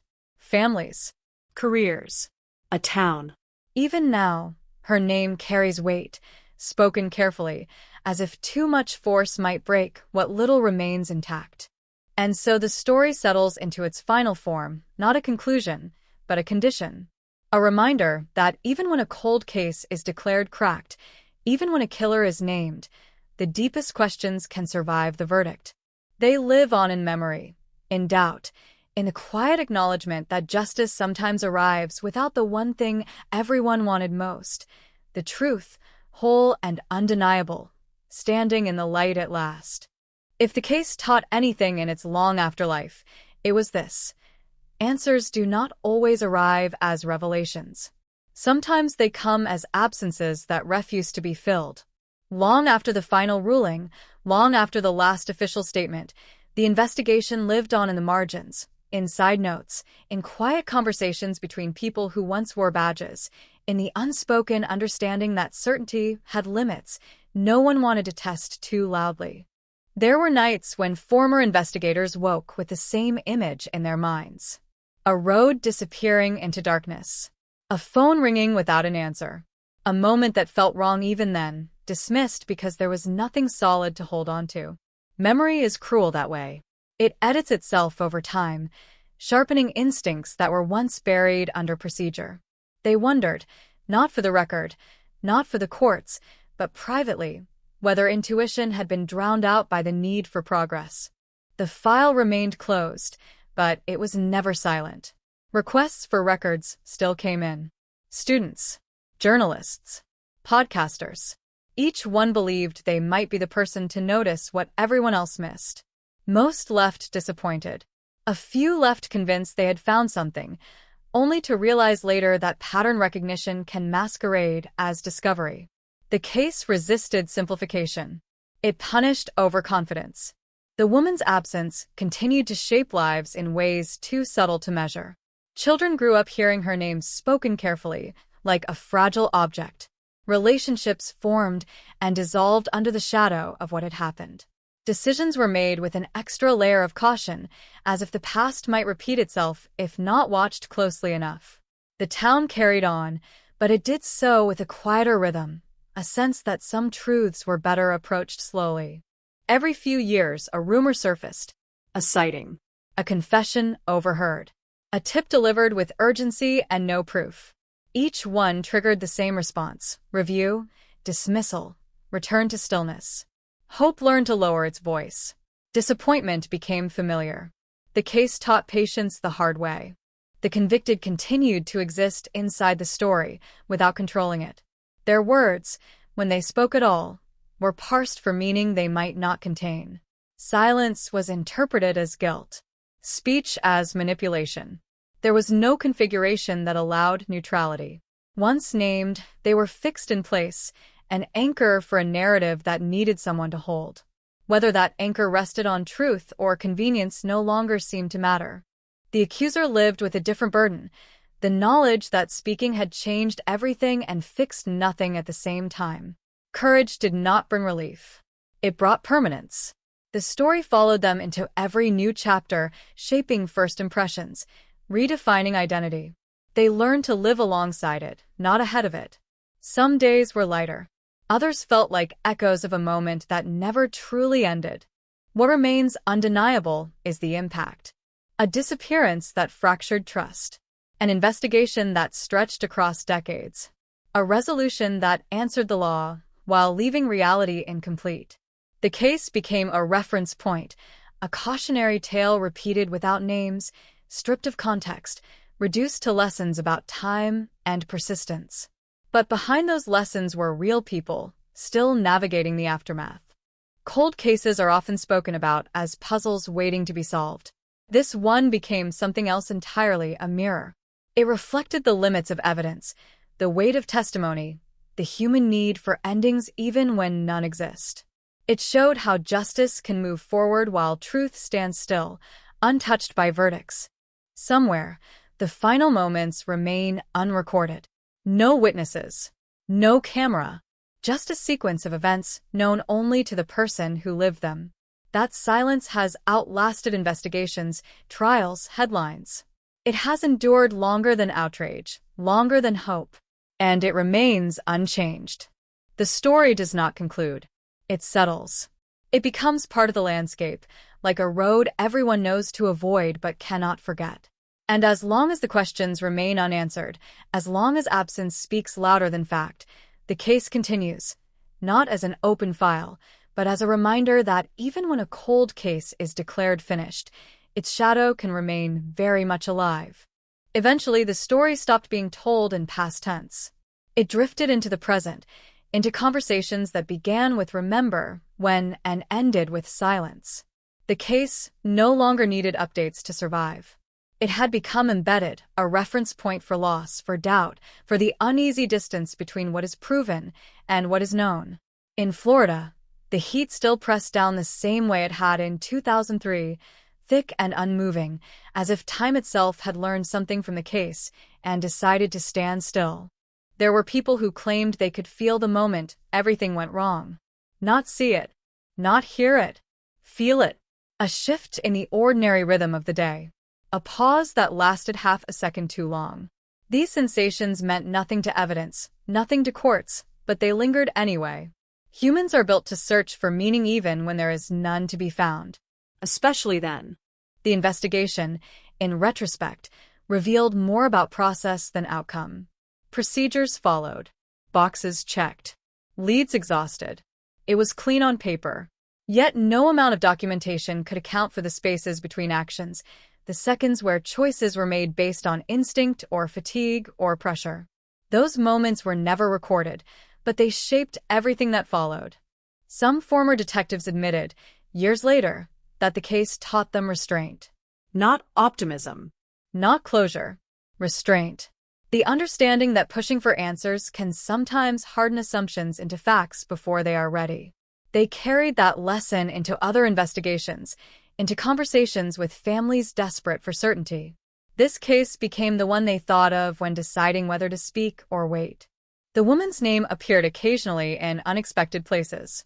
Scribbled in a notebook. Mentioned in passing during a training seminar. Included in a footnote of a report about unresolved disappearances.